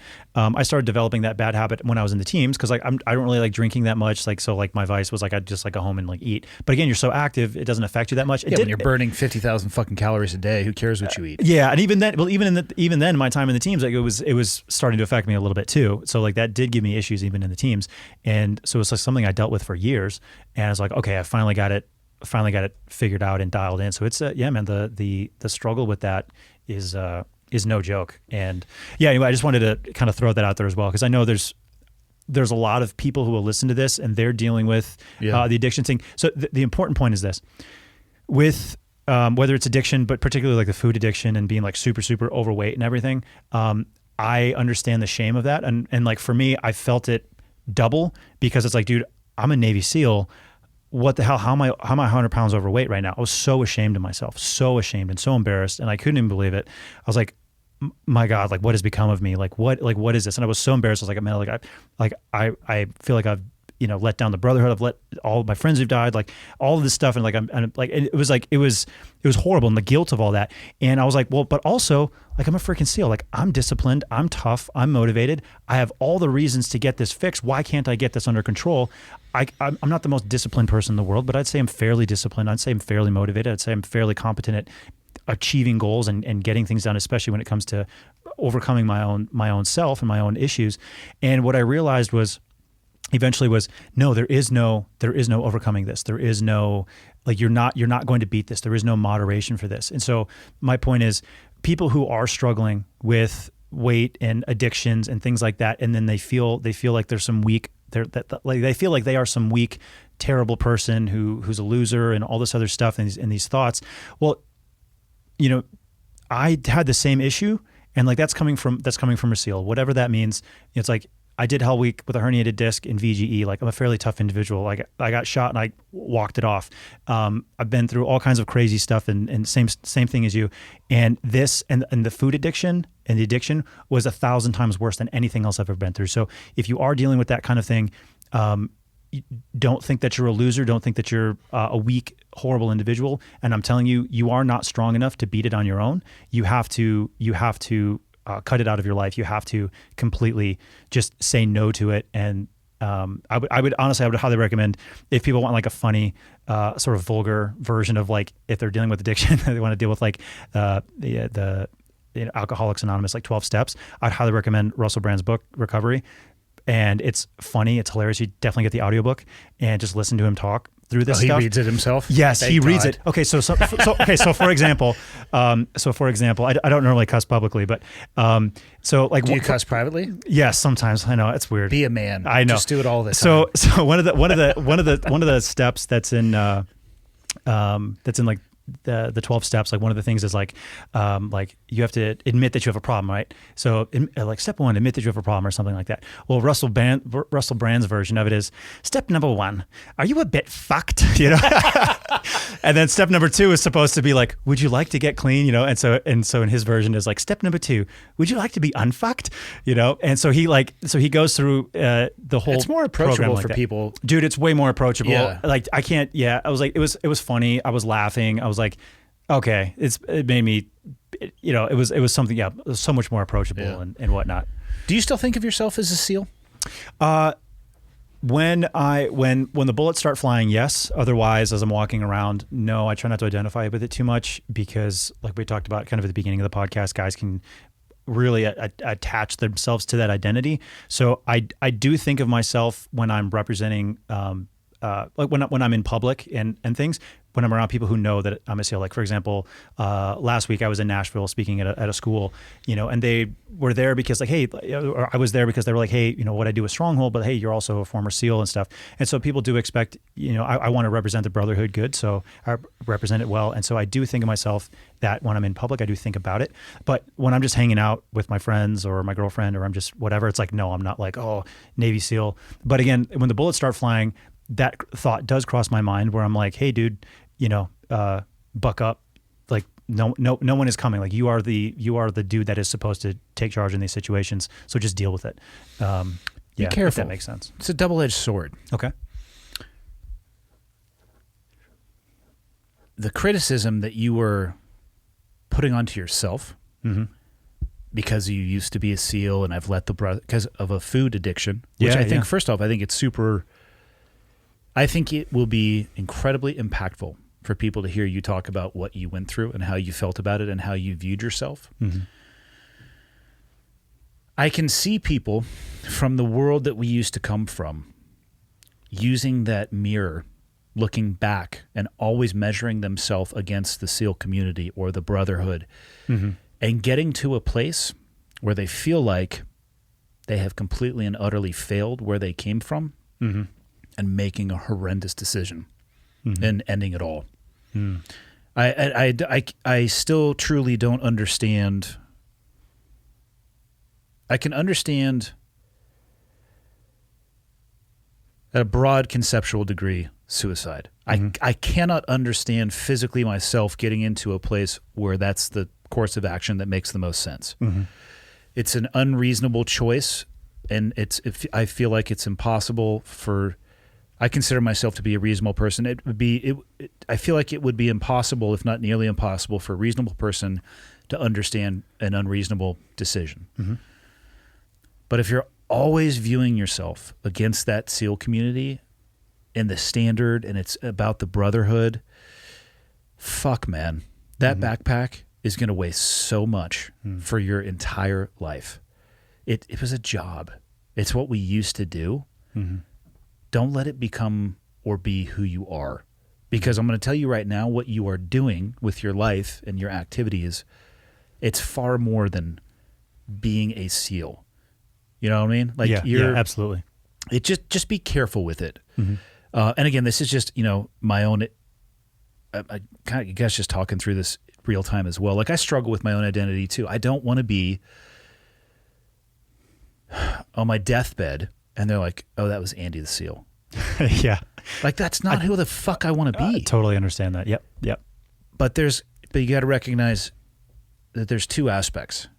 There's how people view you, and then there's how you view yourself. It's a heavy, heavy fucking backpack to always view yourself against the standards that we were selected through, trained through, held accountable to. Like, we fucking ate our own, right? It was like perfection was the only thing that we would accept. Yep. And failure is never tolerated. I was married for 19 years and 11 months. Wow. And it is not the SEAL community's fault that I stayed for what I would say is about a decade too long. You know what I used to tell myself, though? What's that? You can't leave because you'd be a quitter. You know how fucking long 10 years of your life is when you're not happy?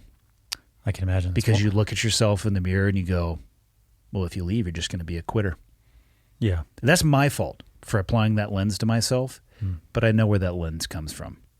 Yeah. It comes from the same place that we both started our military careers in. And that's why I say, be careful.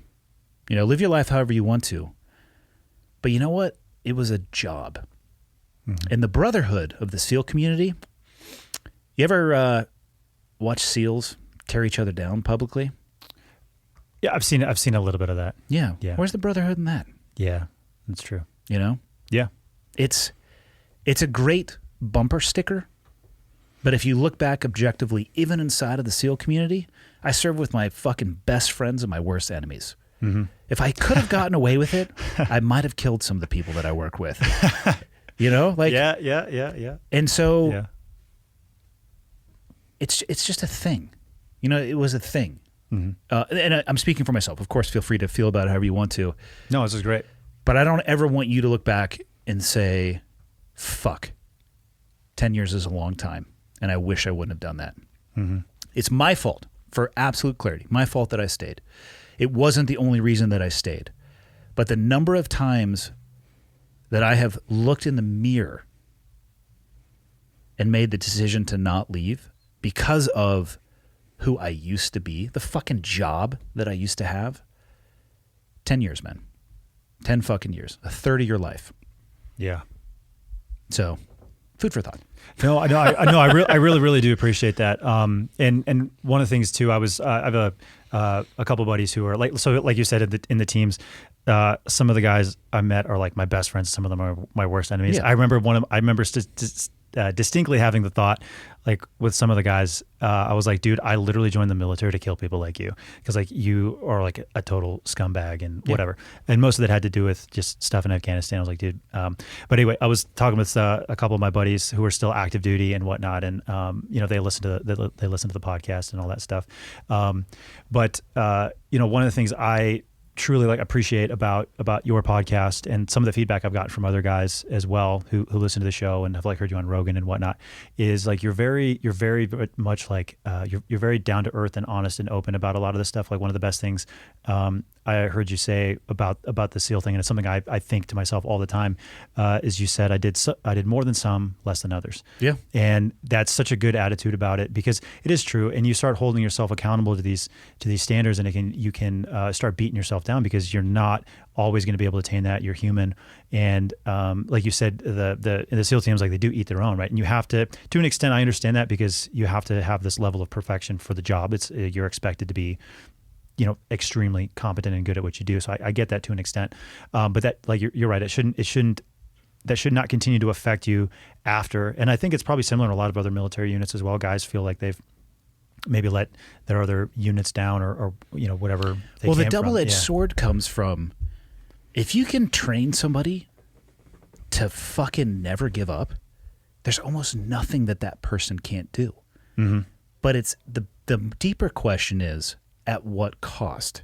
And should you give up on certain things too? Correct. That's the other thing. That's the balancing act. And that's what I'm saying. It can cut you, but it can also cut and forge a path that literally people will scratch their head and go, how the fuck are you able to do that? And the answer is because I will never give up. Like, I will literally, when people find your dead body, they'll be like, oh, he clawed his way forward to death.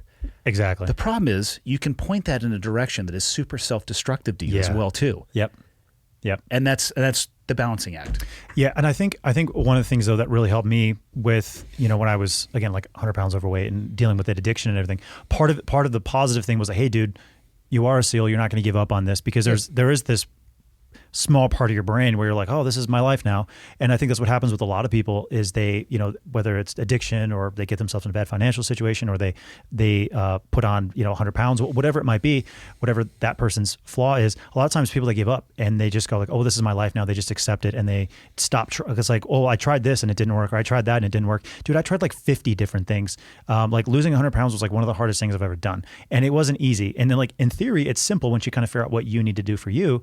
But man, trying all this different stuff, and it was so discouraging. But every time I would fail, every time I would try something and it didn't work, or something sucked, I was like, hey, I'm going to try again.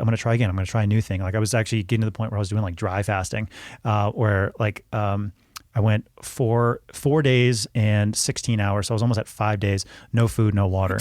Yeah. So I was like just doing like an extreme fast. Yes. That's a true story. And the only reason I stopped 8 hours early was because you were going to die? No, not because I was going to die. Afghanistan was actually getting overrun at the time. So when I was doing that particular fast, Kabul was fallen, and a friend of mine, she was in Mazar-e Sharif, and her hotel was surrounded by Taliban, and we weren't sure what the heck was going on. So I was like getting on the phone with all these people, and we were actually able to get like a drone overhead to get proof of life on her and everything. Anyway, the Taliban ended up driving her out. You've had her on the podcast before. So like, that's why I was like, oh, I got to start eating so I can think straight here. But my point is, like, I tried all this different stuff, and a lot of it worked, and I was super committed to it. And that was just like, hey, I'm not going to give up. And that was a positive thing from my past. But you're absolutely right. You have to channel that into a constructive area. Otherwise, you're just sort of banging your head against a wall, hoping that the wall disappears, and the wall ain't going nowhere. Yeah, the trident's going to follow you and I around for the rest of our life. Mm-hmm. What I don't think people realize, they think that somebody's like chasing them around with it. It's more than, it's a chain that's kind of around our own neck that we put on our head. It's more how you manage that, and what you want it to be. I would love to get to a place in my life, and it has happened to me, where I'll know somebody for a year, and they're like, "You never fucking told me that you were the military." I'm like, "Yeah, I know." Oh, that's great. Yeah. Because I don't fucking care. Yeah. Like, I don't care. I've been out for almost 10 years. I don't give a fuck anymore. Yeah, it was so long ago. And for me, it's only been, coming up on 6 years now. Yeah. But I do the same thing too. If I have a conversation with somebody, it's like the last thing I bring up, because it's like, I don't want that to be my identity. Yeah. I truly don't want that to be. It's like, no, I'm a humanitarian. I run this organization. I'm a son. Like I love my family. There's other things in life that I do and that I want to do. And as soon as the SEAL thing comes out, like, it gets weird. You know how it is. Like, people get weird about it. Some people, like, they love you. Some people absolutely hate you. Some people get awkward, and you're just like, dude, like, I'm just pretend like you didn't hear that. Yeah. And can we go back to me not saying that? Can we just go back to just chilling? Like, it's not a big deal. It was a job. Yeah, man. Yeah. It was a unique job for sure. Yeah. What do you want to leave people with? We've been out for almost 3 hours. Wow. We've been going for a while here. Well, I would say I would just leave people with just two thoughts. One is the addiction thing. Don't give up. Try try doing different things. Again, the Russell Are there Brand's pictures of you comfort Ephraim? Oh, at that weight? I think I have one photo. It's like a selfie with my we parents. use it as the cover art for this episode on YouTube? Michael? Dear God, When no. there's 3 people in this room, we're going to have a consensus. I say yes. Michael? I'll find it. Oh, No, he has it in his own fucking yeah. I was gonna say it's like you're gonna have to dig deep for that one. If we could get it, Michael, we're going to have a 3-way vote right here. If we could get it, should we use it as the YouTube cover art? I vote yes. I am coerced into voting yes. Fuck yes. Oh man, you're paying him. You're paying him. I knew it. Technically, Yes. Yeah. Exactly. Technically, Yeah, so it's like I would leave people with that, and then the other thing too is just the last thing is just gratitude. Truly, I appreciate your audience and Mike Ritland's audience and stuff. You guys really came through for Stronghold when we need you guys. And if anybody else wants to check out what we do, our website is strongholdrescue.org. And yeah, like I said, within the next couple of weeks, I'll be back out there getting more ambulances and stuff set up. So yeah, thank you. Be as safe as you can. Discretion- Safe-ish. Discretion is the better part of valor. My when I was in like junior high and like high school, my coach, my basketball coach, because I was never very good at basketball. I'm built for football. So he was like, he sat me down. He's like, Ephraim, I appreciate that you're aggressive. He's like, I know you'll never give up. I mean, I appreciate that. He's like, but you got to quit being so stupid. And so he goes, discretion is the better part of valor. And I remember him telling me that, and that's something that stuck with me. It's like, hey man, you're not a hero. So like, out of 100 guys who charge the machine gun nest, 99 die, 1 makes it through and gets the Medal of Honor.